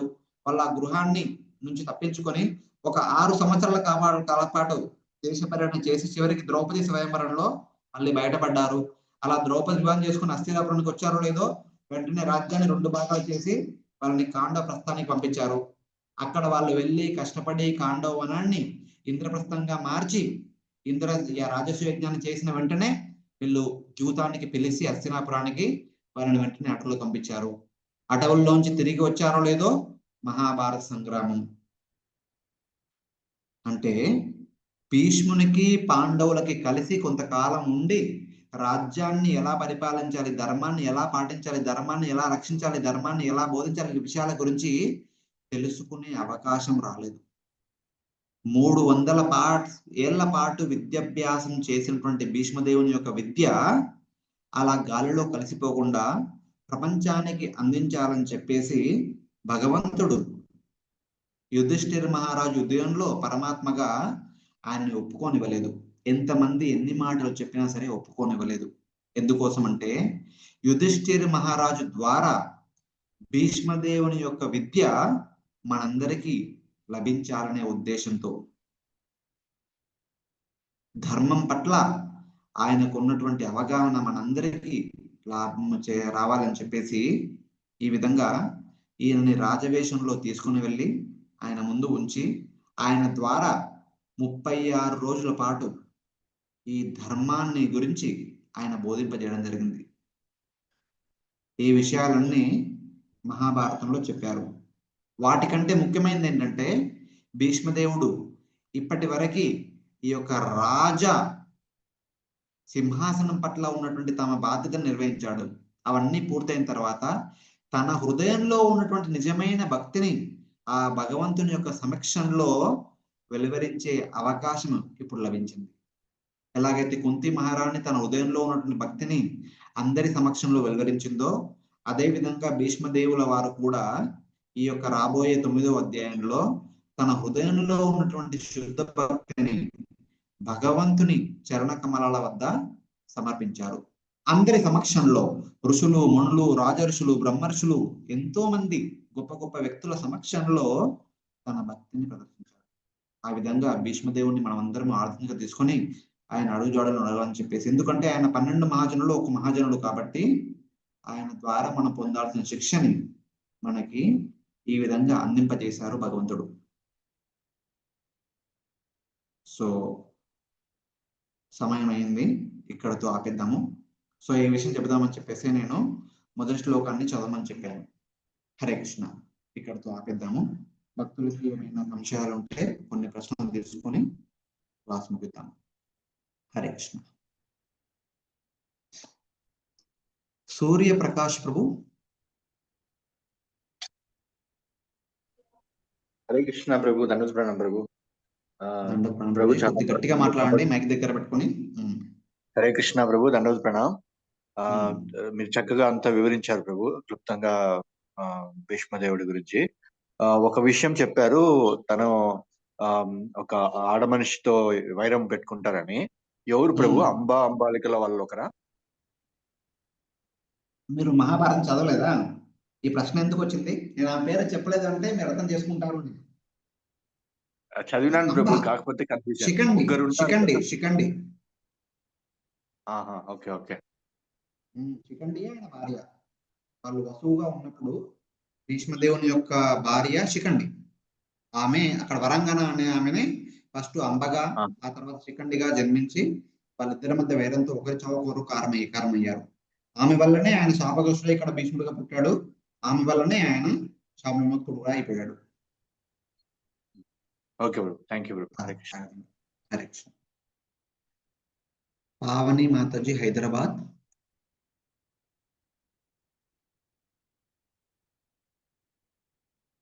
అన్మ్యూట్ చేసి మాట్లాడండి. ప్రభుజీ దండవత్ ప్రణామం. క్లాస్ చాలా బాగుంది ప్రభుజీ. ప్రభుజీ నాకు ఒక డౌట్, అది ఏంటంటే ఇప్పుడు భీష్మదేవులు వారు 300 years వరకు శిక్షణ తీసుకున్నారు అన్నారు కదా ప్రభుజీ. అంటే 300 years వరకు ఇప్పుడు మహాభారత యుద్ధంలో 300 years వరకు ఉన్నారా ప్రభుజీ?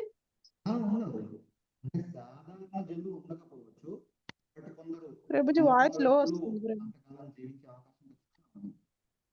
కృపాచార్యుల వారు భీష్ముడి కంటే ఇంకా వయసులో పెద్దవాళ్ళు.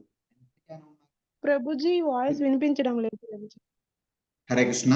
ఇప్పుడు వినిపిస్తుందా? వినిపిస్తుంది ప్రభుజీ.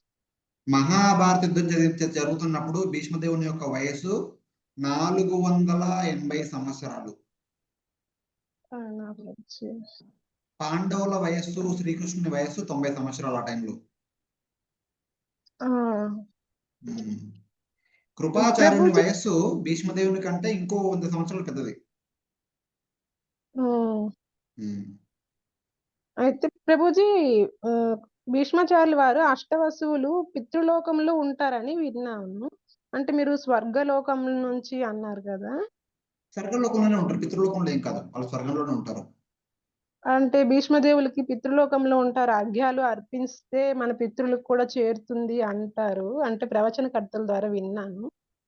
లేదండి, భాగవతాన్ని అనుసరించి వసువులు స్వర్గలోకంలోనే ఉంటారు. పితృదేవతలు మళ్ళీ వాళ్ళు వేరే కేటగిరీ.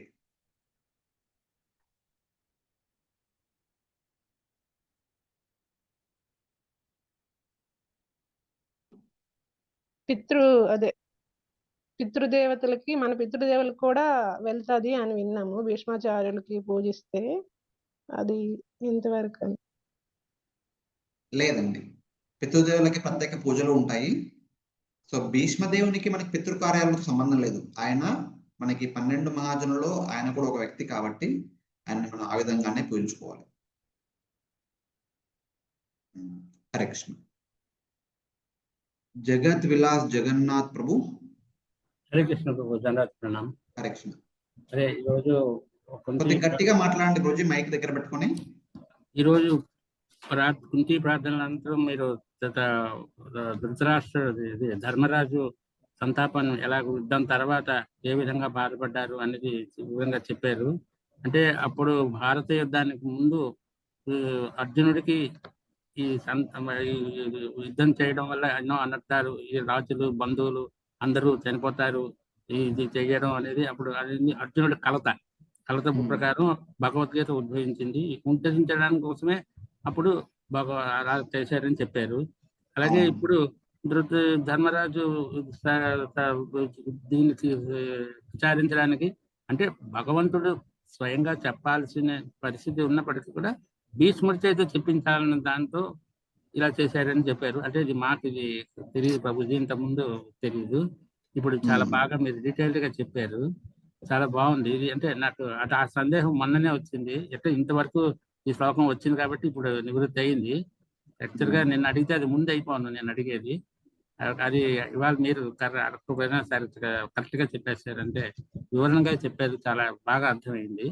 కాకపోతే ఇంకా ఇప్పుడు భీష్ముడి గురించి మీరు చెప్తున్నారు కదా, అంటే అంబా తాలూకా శాపం వల్ల శిఖండిగా జన్మిస్తారు.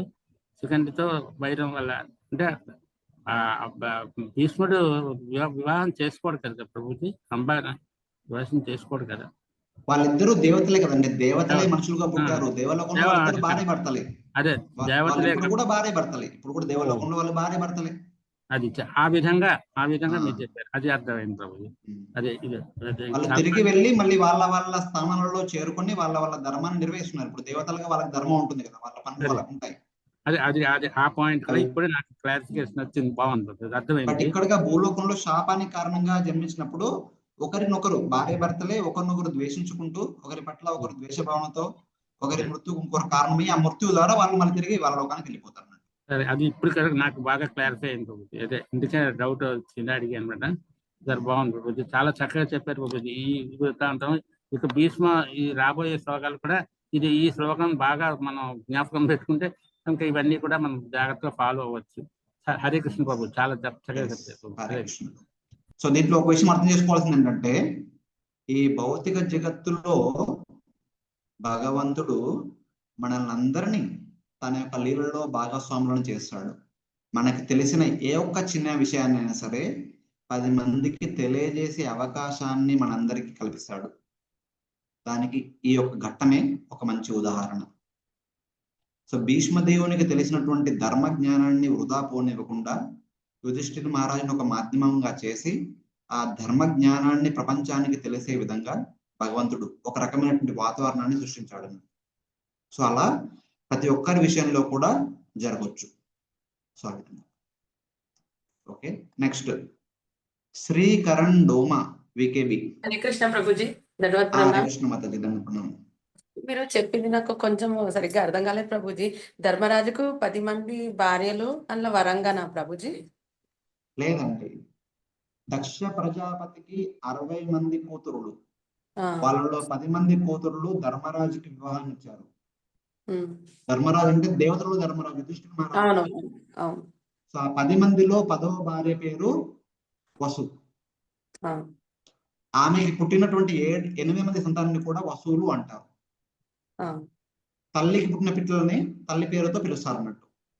ఎలాగైతే అర్జునుని మనం కౌంతేయ అంటామో కుంతిపుత్రుడు కాబట్టి, అలాగే వసుకి పుట్టిన 8 మంది సంతానాన్ని కూడా మనము అష్టవసులు అని పిలుచుకుంటాము. ఆ అష్టవసులలో ఒక వసువే భీష్ముడిగా పుడతాడు. ఓకే ప్రభుజీ, థాంక్యూ ప్రభుజీ, ధన్యవాదాలు. ధన్యవాదాలు. ఓకే, సత్యవాణి మాతాజీ. హరే కృష్ణ ప్రభు. హరే కృష్ణ ప్రభుజీ, ధన్యవాదాలు. హరే కృష్ణ, ధన్యవాదాలు ప్రభుజీ. అసలు ఇన్ని విషయాలు మాకు ఇవన్నీ తెలియదు ప్రభుజీ. క్లాస్ చాలా బాగుంది. భీష్ముడి గురించి ఇంతవరకు అంటే ఇట్లా ఉంటది, వాళ్ళిద్దరు శాపగ్రస్తులు ఇట్లా పుట్టిండ్రు ఇట్లా అని తెలియదు ప్రభుజీ. క్లాస్ చాలా బాగుంది. నాకు ఇంకొక డౌట్ ఏంటంటే ప్రభుజీ, ఇప్పుడు వాళ్ళు శాపగ్రస్తులై భూలోకంకి వస్తారు కదా ప్రభుజీ, మరి వాళ్ళకి తెలుసా ప్రభుజీ మేము ఇట్లా శాపంతో ఇట్లా పుట్టినామని తెలుస్తుందా ప్రభుజీ? లేదు, అట్లీస్ట్ ఆ టైంలో అది తెలిస్తే ఇంకా దాంట్లో విషయం ఏముంది, తెలియకుండా జరిగితేనే అంత ఒక అదేంటి ఒక రసత్తంగా ఉండేది. అంటే మనకు కూడా ఇప్పుడు ఏం తెలియదు కదా ప్రభుజీ, ఏ జన్మలో ఏం చేసినామని మనకు కూడా ఏం తెలియదు కదా ప్రభుజీ. అదే మనం పుట్టగానే అన్ని మర్చిపోతాం, గతంలో మనం ఎవరో మర్చిపోతాం. అప్పుడే కదా ఈ జన్మలో ఒక ఆతృత ఉండేది, ఏం జరగబోతుంది అని ఆతృత ఉండేది. అన్ని తెలిస్తే అందులో ఇంకా విశేషమే ఉంది. హరే కృష్ణ ప్రభుజీ, ధన్యవాదాలు. అట్లీస్ట్ ఆ లీల జరుగుతున్నప్పుడు ఎవరికి ఏమీ గుర్తుండదండి. Okay, thank you Prabhuji. Okay, చెల్లారత్నం Mataji. Hare Krishna Prabhuji, ధన్యవాద ప్రణామాలు. హరే కృష్ణ. క్లాస్ చాలా చాలా బాగుంది ప్రభుజీ, క్లాస్ చాలా బాగుంది. ఆలకించిన కొలది ఆలకించాలన్నాం ప్రభుజీ, చాలా బాగుంది. భక్తిలో ముందుకు వెళ్ళాలని నన్ను ఆశీర్వదించండి ప్రభుజీ. హరే కృష్ణ, ప్రార్థిస్తాం భగవంతునికి తప్పకుండా. ఈవేళ ఏకాదశి కదా ప్రభుజీ? అవునండి, వాళ్ళ ఏకాదశి. అదే, సరే ప్రభు. హరే కృష్ణ. ఎక్కువగా చాంటింగ్ చేయండి, ఎక్కువగా వినండి, చదవండి, ఎలా వెళితే అలా. హరే కృష్ణ ప్రభుజీ, హరే కృష్ణ. ధన్యవాద ప్రణామాలు దండోత్ ప్రణామం ప్రభుజీ. క్లాస్ చాలా బాగుంది ప్రభుజీ. అష్టవసువులు ఇంకా భీష్మాచార్యులు అందరి గురించి ఐ అండర్స్టూడ్ ఎవ్రీథింగ్. అయితే కొంచెం దీనికి రిలేటెడే కొంచెం లాంగ్ ఒక క్వశ్చన్ ఉంది ప్రభుజీ. త్వరగా. ఇప్పుడు సీతాదేవి రాముని పక్కన ఉండగా జింకని కావాలని కోరుకున్నదని శిక్ష అంటే లంకకి వెళ్ళిందని ఆ రీజన్ చెప్తారు కదా ప్రభుజీ. అయితే ద్రౌపది ఏ తప్పు చేసిందని ప్రభుజీ ఆమెకి వస్త్రాభరణం జరుగుతుంది? చూడండి, మాతా సీత విషయంలో కానీ ద్రౌపది విషయంలో కానీ వాళ్ళు ఏదో తప్పు చేశారు కాబట్టి జరిగిందని కాదు. భౌతిక జగత్తులో మనమందరం ఇలాంటి తప్పులు చేసి ఇక్కడ చిక్కుకున్నామని మన గురించి మనకు అర్థమయ్యే విధంగా చెప్పడం కోసము వాళ్ళు ఆయా నాటకాలలో ఆయా పాత్రలు పోషించారు. సీతామాత ఏం తప్పు చేసిందని ఆమెకి అలా జరిగిందని చెప్పినప్పటికీ కూడా యాక్చువల్గా సీతామాత అలా జింక పైన లేడి పైన ఇష్టపడి అలా రావణాసుడి చెరలో బంధిపడడానికి కారణం ఏంటంటే అదేంటంటే ఒక జీవి భగవంతుని సమక్షంలో ఉన్నప్పటికీ కూడా భగవంతుణ్ణి కాకుండా వేరే వస్తువు పట్ల మక్కువ చూపిస్తే ఏం జరుగుతుంది అని విషయాన్ని మనందరికీ అర్థమయ్యే విధంగా చెప్పడం కోసమే రామాయణాన్ని అలా చూపించారు. సీతమ్మ వారికి రాముల వారి పక్కనే ఉన్నారు, రాముల వారి సేవ చేసుకోవచ్చు, అయినప్పటికీ కూడా లేడిని అడిగింది. అలాగే మనమందరం కూడా వైకుంఠంలోనే ఉన్నాము, భగవంతునికి సేవ చేసుకోవచ్చు. భగవంతుని సేవని వదిలి భౌతిక జగత్తుకి రావాలని చెప్పేసి మారం వేశామంట. నాకు కావాలి నేను వెళ్తాను మారం చేస్తే దానికి పరిణామంగా మనల్ని ఇక్కడ పంపించారు భగవంతుడు. అక్కడ భగవంతుడు లేడి వెనక్కి వెళ్తాడే, ఇక్కడ మనము ఆ వైకుంఠాన్ని వదిలి భూలోకానికి వచ్చేసి ఇక్కడ ఈ అశోక వాటిక అనేటువంటి రావణ లంకలో చిక్కుకుపోయాం.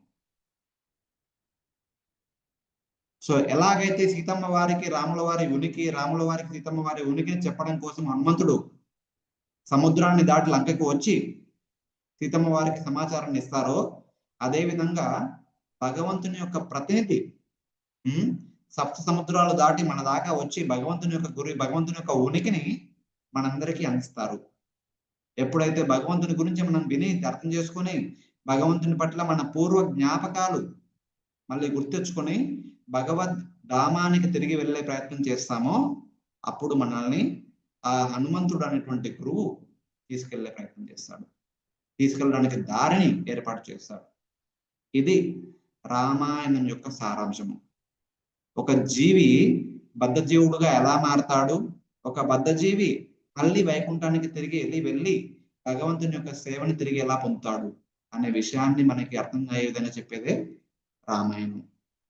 సో అలాగా. సో ద్రౌపదీదేవి విషయంలో కూడా ద్రౌపదీదేవి ఎలాగైతే దుష్ట సంహారం చేయడానికి భగవంతుడు భూమి మీద అవతరించారో ఆ దుష్ట సంహారం త్వరగా జరగడానికి ఒక కారణం కావాలి. ఆ కారణమే ద్రౌపదీదేవి. ద్రౌపదీదేవి వస్త్రాభరణము ఒక నిమిత్తం, దాని నిమిత్తంగా ఏర్పరచుకుని భూమిపైన ఉన్నటువంటి రాజులందరినీ ఒక చోట చేర్చి అక్కడ కురుక్షేత్ర సంగ్రామంలో వాళ్ళందరినీ వధించడం జరిగింది అన్నట్టు. ఆమె భగవంతుని యొక్క నిమిత్తరాలు. సో ఆ విధంగా మనం తీసుకోవాలి. ఆమె ఏదో తప్పిదం చేసిన దానికి శిక్ష అనుభవిస్తుందని కాదు.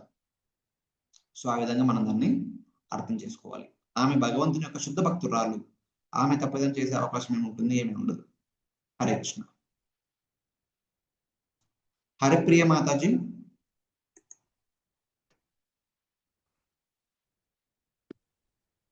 హరే కృష్ణ ప్రభుజీ, ధన్యవాద ప్రణామ్. హరే కృష్ణ ప్రభుజీ. ఇవాళ క్లాస్ లో భీష్మ పితామహ గురించి చెప్పారు. నేను కొంతవరకు అది తెలుసు, కొన్ని విషయాలు కొత్తగా ఉంది. Thank you so much Prabhuji, మీరు అందరు ఇంత టైం తీసుకొని ఎక్స్ప్లెయిన్ చేస్తున్నారు. నాది చిన్న డౌట్ ఉంది ప్రభుజీ. అది ఏంటంటే ఇప్పుడు ఒక భక్తునిగా భీష్మునికి ఎప్పుడు చూసినా చాలా కాన్ఫ్లిక్ట్ ఎదురైంది తన జీవితంలో.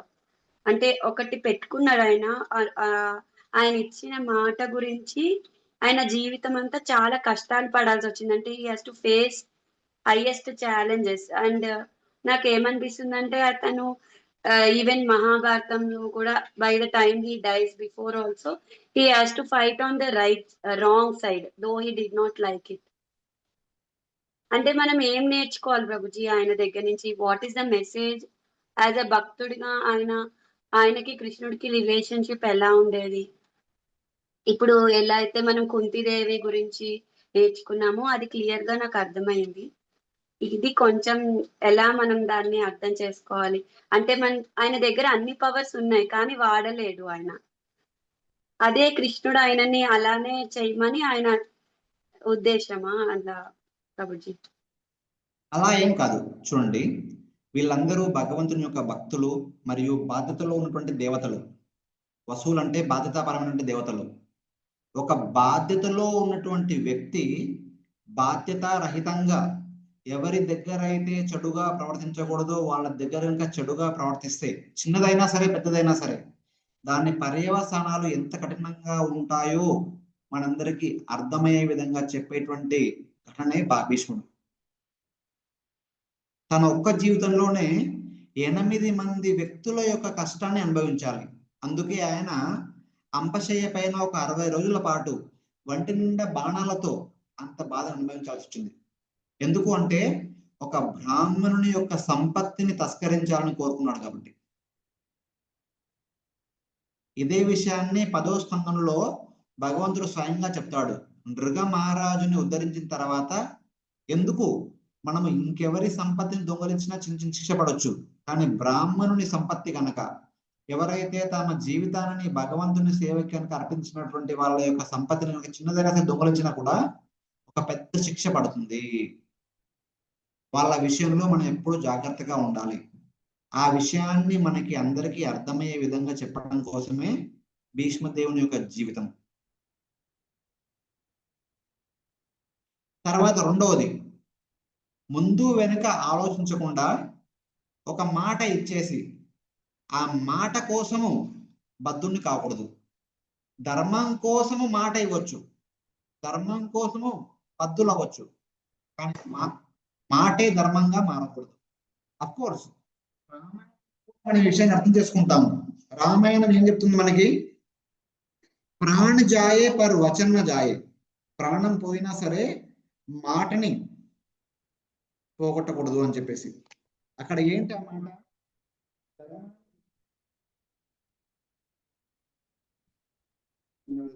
దశరథ్ మహారాజు కావచ్చు, శ్రీరామచంద్రుడు కావచ్చు, వాళ్ళు ఇచ్చిన మాట ధర్మపరంగా ఉంది కాబట్టి వాళ్ళు మాట కోసం తమ జీవితాన్ని అంకితం చేశారు. అక్కడ బాగానే ఉంది. మరి భీష్ముడి దగ్గరకు వచ్చేవరకు భీష్ముడు ఇచ్చిన మాట పర్యవసానం ఏంటి? అధర్మం రాజ్యం వెళ్తుంది. కాబట్టి ఆయన మాట అంత సరైన మార్గంలో కాదు. కాబట్టి ఆయన మాట మార్చుకుని ఉండొచ్చు. ఆ సత్యవతి కూడా ఆమె అవకాశాన్ని ఇచ్చింది. నువ్వు నా కోసమే కదా వివాహం చేసుకోకుండా ఇలా ఉంటానన్నావు, ఇప్పుడు నేనే చెప్తున్నాను నువ్వు రాజు అవ్వు, రాజ్యాన్ని ధర్మపరంగా పాలించు అని చెప్పినప్పటికీ కూడా ఆయన ఒప్పుకోలేదు. లేదు, ఒకసారి మాట ఇచ్చాను, నేను దానికి కట్టుబడి ఉంటానని చెప్పేసి. అంటే కొన్నిసార్లు అఫ్ కోర్స్ త్రేతాయుగంలో ఇచ్చిన మాట కోసం ప్రాణం త్యాగం చేసినా సరే కరెక్ట్ గా ఉండింది. బట్ ద్వాపర యుగంలో ధర్మ ఆచరణ మారిపోయింది. ఇప్పుడు కాలానికి అనుగుణంగా మనం వ్యవహరించాలి. అలా వ్యవహరించకుండా నాకు మాటే ముఖ్యము, ధర్మం ఎటుపోయినా సరే అని వదిలేసుకుంటే ఇలాంటి కష్టాలు రాకుండా తప్పవు అని మనందరికీ అర్థమయ్యే విధంగా చెప్పడం కోసమే భీష్మదేవుడు తన జీవితాన్ని ఒక ఉదాహరణగా చూపించాడు అందరికి. సో ఈ విధంగా మనం ఎన్నో రకాలుగా అర్థం చేసుకోవచ్చు. మహాభారతం దృష్టిలో పెట్టుకుని ఇలా ఈ విధంగా అన్ని రకాలుగా అర్థం చేసుకోవచ్చు. ఏది ఏమైనప్పటికీ కూడా ఆయన అధర్మం వైపు యుద్ధం చేసినా కూడా తన పర్సనల్ జీవితంలో ధర్మాన్ని ఎప్పుడు కూడా త్యజించలేదు. తన పర్సనల్ జీవితంలో ధర్మాన్ని ఆచరించారు. తన శరీరం కౌరవుల వైపు ఉన్నా కూడా తన మనస్సు, తన ఆశీర్వాదం ఎప్పుడు కూడా ధర్మాన్ని పాటించే పాండవుల వైపే ఉండింది. యుధిష్ఠిర మహారాజుని ఆయన విజయోస్తు అని చెప్పి ఆస్వాదించారు. దుర్యోధనుని ఎప్పుడు అలా ఆస్వాదించలేదు. దుర్యోధనికి అదే చెప్పాడు, ధర్మం ప్రకారం యుద్ధం చెయ్యి, ఫలితాన్ని ఆ భగవంతుడు నిశ్చయిస్తాడని చెప్పాడు. కానీ యుధిష్ఠిర మహారాజుకి విజయోస్తు అని మనస్ఫూర్తిగా ఆస్వాదించి యుద్ధం చేశాడు. సో అది ఆయన యొక్క ధర్మ నిరతికి మనము అర్థం చేసుకోవాల్సింది. హరే కృష్ణ. ఇంకా చివరిగా ఫైనల్గా ఏంటంటే ఇది భగవంతుని యొక్క కోరిక కూడా. ఎందుకంటే పాండవుల పక్షాన ఉన్నటువంటి రాజులందరూ కూడా చనిపోవాల్సిందే. వాళ్ళలో కొందరు ధర్మపరాయణులు అయినప్పుడు కూడా చాలా మంది ధర్మపరాయణులు ఏం కాదు, వాళ్ళు కూడా భూమి నుంచి వైదొలగాల్సిందే. వాళ్ళని వైదొలగనికే వైదొల నుంచి కొంతమంది క్షత్రియులు సైడ్ కూడా ఉండాలి కదా. భీష్మ, ద్రోణ, కర్ణుని సహాయంతో పాండవుల పక్షాన ఉన్నటువంటి రాజులందరినీ సంహరింపజేశాడు భగవంతుడు. సో ఆ విధంగా వాళ్ళని కూడా ఒక మాధ్యమంగా భగవంతుడు ఎంచుకున్నాడు. సో ఈ విధంగా మనము అర్థం చేసుకోవచ్చు. హరే కృష్ణ. మల్లికార్జున్ ప్రభు. హరే కృష్ణ ప్రభుజీ. హరే కృష్ణ ప్రభుజీ. ఇంత డీటెయిల్ గా మన బుక్ లో లేదు ప్రభుజీ. ఈ డీటెయిల్ కావాలంటే ఏం చేయాలి ప్రభుజీ? మహాభారతం చదవాలి ప్రభుజీ. మహాభారతం ఎవరు రాసిన చదవాలి ప్రభుజీ? శ్లోక బై శ్లోక చదవాలి ప్రభుజీ. ప్రభుజీ శ్లోకం బై శ్లోక మన ఆచార్యుల యొక్క టీకాలు చదవాలి. మన వైష్ణవ ఆచార్యుల యొక్క టీకాలు ఉంటాయి కదా, అవి చదవాలి. టీకా అంటే మహాభారతం టోటల్ బుక్ ఉందా లేదా టాపిక్ కి టీకాల ప్రభుజీ? ప్రభుజీ ఎలాగైతే భాగవతానికి ప్రభుపాదుల వారు పూర్వ ఆచార్యులు టీకా రాశారో, అలాగే కొందరు ఆచార్యులు మహాభారతానికి కూడా టీకాలు రాశారు. ఆ రిఫరెన్స్ లో ఇవ్వగలదా ప్రభుజీ? మాకు అంత తెలియదు. మధ్వాచార్య రాశారు, రామణాచార్య పరంపరలో కొందరు ఆచార్యులు రాశారు. వాళ్ళ టీకాలు చదివితే మనకి అర్థమవుతుంది. మన గౌడీయ వైష్ణవ సాంప్రదాయంలో ఎవరు రాయలేదు, బట్ వేరే సాంప్రదాయంలో రాశారు. ఓకే, ఎవరు తీసుకుంటే మేలు ప్రభుజీ? ఎందుకంటే నేను ఈ స్టోరీస్ మీరు చెప్పినవన్నీ నాకు డాట్స్ మిగిలిపోయాయి ప్రభుజీ. ఆ డాట్స్ అన్ని ఈరోజు కనెక్ట్ అయ్యాయి. యాక్చువల్ గంగాదేవి ఈశ్వరుడిది అప్పుడు మేము చేసినప్పుడు ఈశ్వరులో విన్నప్పుడు ఇది విన్నా, ఈ స్టోరీ గంగాదేవి కిందికి రావడము, ఈ వసులు శాపగ్రస్తులు కావడం, ఎమ్మటే చనిపోవడము, ఈ డాట్స్ అన్ని ఈరోజు కనెక్ట్ అయ్యాయి ప్రభుజీ. ఇది ఇంత డీటెయిల్ గా మాకు ఎక్కడ దొరకలేదు. అందుకోసమే మీరు ఏ బుక్స్ చదవమంటారు? మహాభారతం చెప్తున్నారు కానీ ఏ బుక్ రిఫర్ చేయాలని చెప్పి అందుకోసం అడిగా ప్రభుజీ మీకు. ఫస్ట్ మహాభారతం చదవండి, ఆ తర్వాత ఆచార్యుల టీకాలు చదవచ్చు. మహాభారతం అంటే రిటర్న్ బై మన ఇస్కాన్ ఉందా ప్రభుజీ? మన వాళ్ళందరూ రాసేవి సమ్మరీ రాస్తారు. సమ్మరీ కూడా చదవచ్చు. మన పూర్ణ ప్రజ్ఞ ప్రభు, కృష్ణ ప్రభు వీళ్ళు సమ్మరీ భాగవతం మహాభారతం రాశారు. బట్ ఒకసారి అయినా సరే జీవితంలో మూల మహాభారతం శ్లోకం బై శ్లోక చదవండి. మళ్ళీ ఆ బుక్ ఎవరిది? ఏ బుక్? కొంచెం మెసేజ్ టైప్ పెట్టగలుగుతా? వెతకండి ప్రభుజీ, వెతకండి దొరుకుతాయి మీకు. ఎందుకంటే ఫీడింగ్ కావాలంటే ఇలా కొంచెం ప్రయత్నం చేయండి. ఓకేలే ప్రభుజీ. హరే కృష్ణ.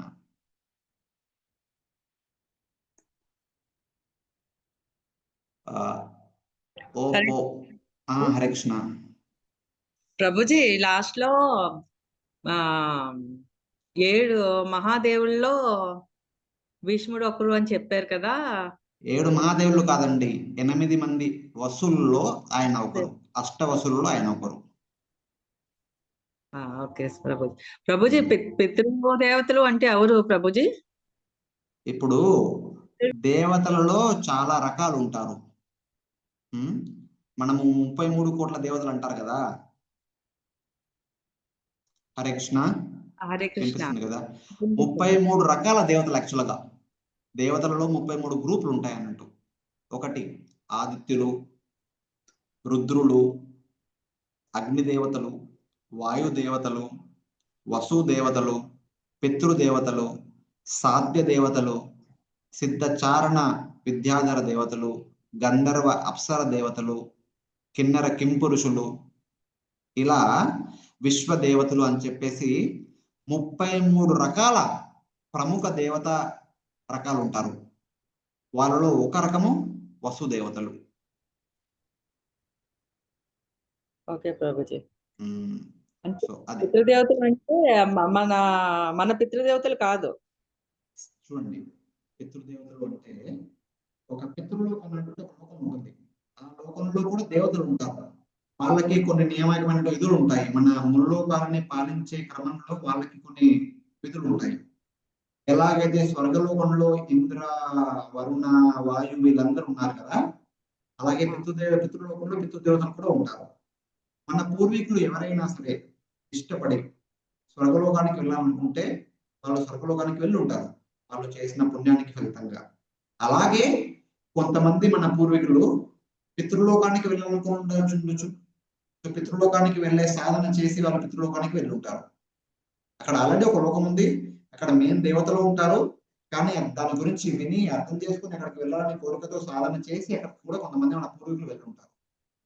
సో వాళ్ళు అక్కడికి వెళ్ళారు కాబట్టి వాళ్ళని కూడా పితృదేవతలలో ఒకరిగా పరిగణిస్తారు.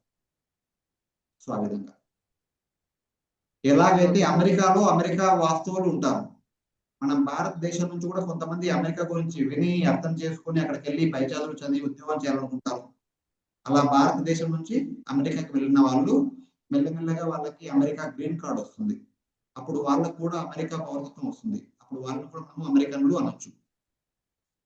కానీ అలా వెళ్ళిన వాళ్ళందరూ కూడా అమెరికా పాలన బాధ్యతలు స్వీకరించలేదు.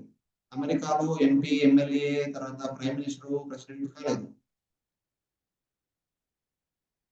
సో అదే విధంగా మన పూర్వీకులు పితృలోకానికి వెళ్ళొచ్చు, కానీ వాళ్ళు పితృలోకంలో భాగస్వాములు మాత్రమే కాగలరు. వాళ్ళలాగా బాధ్యతలు నిర్వహించలేరు. వాళ్ళ పుణ్యం ఉన్నంత కాలం మాత్రం అక్కడ ఉంటే మనకు తిరిగి రావాల్సింది వీళ్ళు. కానీ అక్కడ పుట్టిన వాళ్ళు, అక్కడ పితృదేవతలుగా పుట్టిన వాళ్ళకి కాలపరిమితి ఒక మన్వంతర కాలం ఉంటుంది. వాళ్ళ విధులు వాళ్ళు ఒక మన్వంతర కాలం వరకు నిర్వహిస్తారు. సో అది వాళ్ళకి వీళ్ళకి మధ్య వ్యత్యాసం. వీళ్ళు కేవలం విజిటర్స్ మాత్రమే కొంతకాలం వరకు.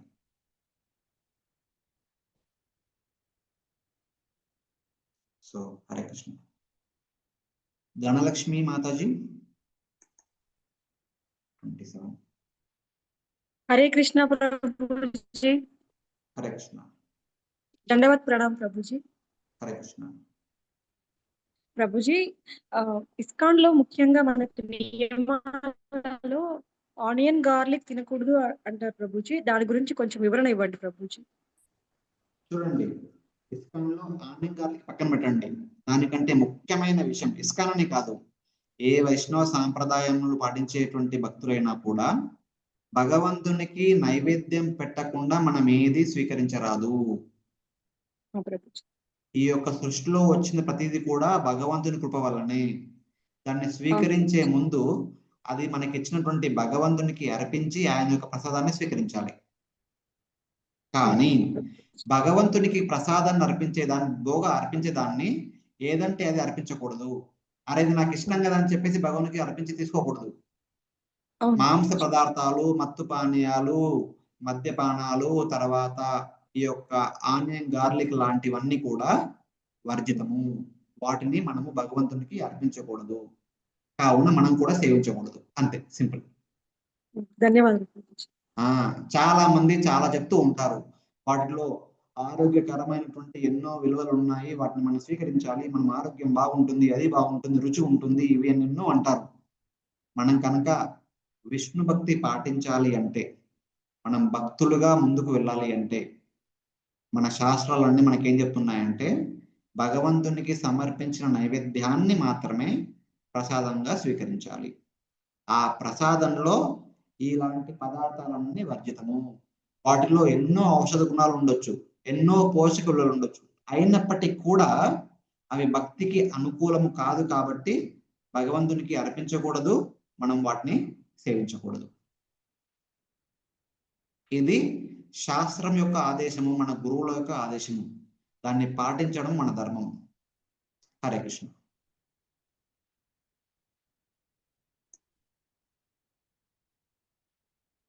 పావని మాతాజీ కమం. హరే కృష్ణ ప్రభుజీ, దండవత్ ప్రణామాలు. Thank you so much Prabhuji. చాలా అంటే చాలా అద్భుతంగా చెప్పారు క్లాసు. నేను ఫస్ట్ టైం అంటే భీష్మ పితామహ స్టోరీ ఎన్నోసార్లు విన్నాను మా గురువుల దగ్గర. బట్ 300 సంవత్సరాలు విద్య నేర్చుకున్నారని, అంబాదేవి అంటే అక్కడ దేవతల లోపల వాళ్ళిద్దరు భార్య భర్తలు కానీ ఎప్పుడు మెన్షన్ చేయలేదన్నమాట. సో చాలా thank you so much Prabhuji, me extra information తో మళ్ళీ ఆ స్టోరీ వివరించినందుకు. ప్రభుజీ, నేను మీ యూట్యూబ్ ఛానల్ తెలుసుకోవచ్చా? అండ్ ఈ రోజు అపార ఏకాదశి కదా ప్రభుజీ, అపార ఏకాదశి గురించి కొంచెం వివరించగలరా? మీరు క్యాలెండర్ లో చదువుకోండి, దాని గురించి చెప్పేది. మనకి ఏ ఏకాదశి అయినా సరే మాధవ తిథి భక్తి జనని. ఈ ఏకాదశి లాంటి పర్వదినాలు మనకి ఎందుకు వస్తాయంటే ప్రతిరోజు మన దైనందిన కార్యక్రమంలో చాలా బిజీగా ఉంటాము. కనీసం ఏకాదశి రోజైనా సరే కొంచెం ఎక్కువ సమయాన్ని భగవంతుని గురించి తెలుసుకోవడం కోసమో, 10 మందికి తెలియజెప్పడం కోసమో, భగవంతుణ్ణి స్మరించడం కోసమో, జపం చేసుకోవడం కోసమో, కీర్తనం చేసుకోవడం కోసమో మనకి కొంచెం సమయం కావాలని చెప్పేసి మనం రోజులో సగం టైము పని చేసుకోవడానికి అవుతుంది. మిగతా టైంలో మన దేహం కోసం భోజనాలు వంట చేసుకోవడము, తినడం, వీటి కార్యక్రమాల్లో పోతాయని చెప్పేసి అట్లీస్ట్ ఆ భోజన సమయాన్ని తగ్గించేసి ఇంకొంచెం భక్తి కోసం ఎక్కువ సమయం పొందే విషయం ద్వారా మనకి ఆచార్యులందరూ ఈ ఒక్కరోజు కాస్త ఉపవాసాన్ని పాటించి ఆ మిగిలిన సమయాన్ని భోజనం చేయడానికి, భోజనం తినడానికి వెచ్చించే సమయాన్ని కూడా భక్తి చేసే విధంగా ఉపయోగం చేసుకోవాలని చెప్పేసి మన పూర్వీకులు మనకి అవకాశాన్ని కల్పించారు. సో ఈ రోజు ఎంత వీలైతే అంత ఎక్కువ శ్రవణము, కీర్తనము, స్మరణము చేసుకుంటే మన భక్తిలో ఎక్కువ పురోభివృద్ధి పొందే అవకాశం ఉంటుంది. మన పూర్వీకులు ఏకాదశి సెలవు ఉండేది, మనకి ఇప్పుడు ఆదివారం సెలవు ఉంటుంది. ఈ క్రిస్టియన్స్ వచ్చిన తర్వాత ఆదివారాన్ని సెలవుగా ప్రకటించారు. మన సాంప్రదాయం ప్రకారం, సనాతన ధర్మం ప్రకారం అయితే ఏకాదశి రోజు సెలవు ఉండేది అందరికి.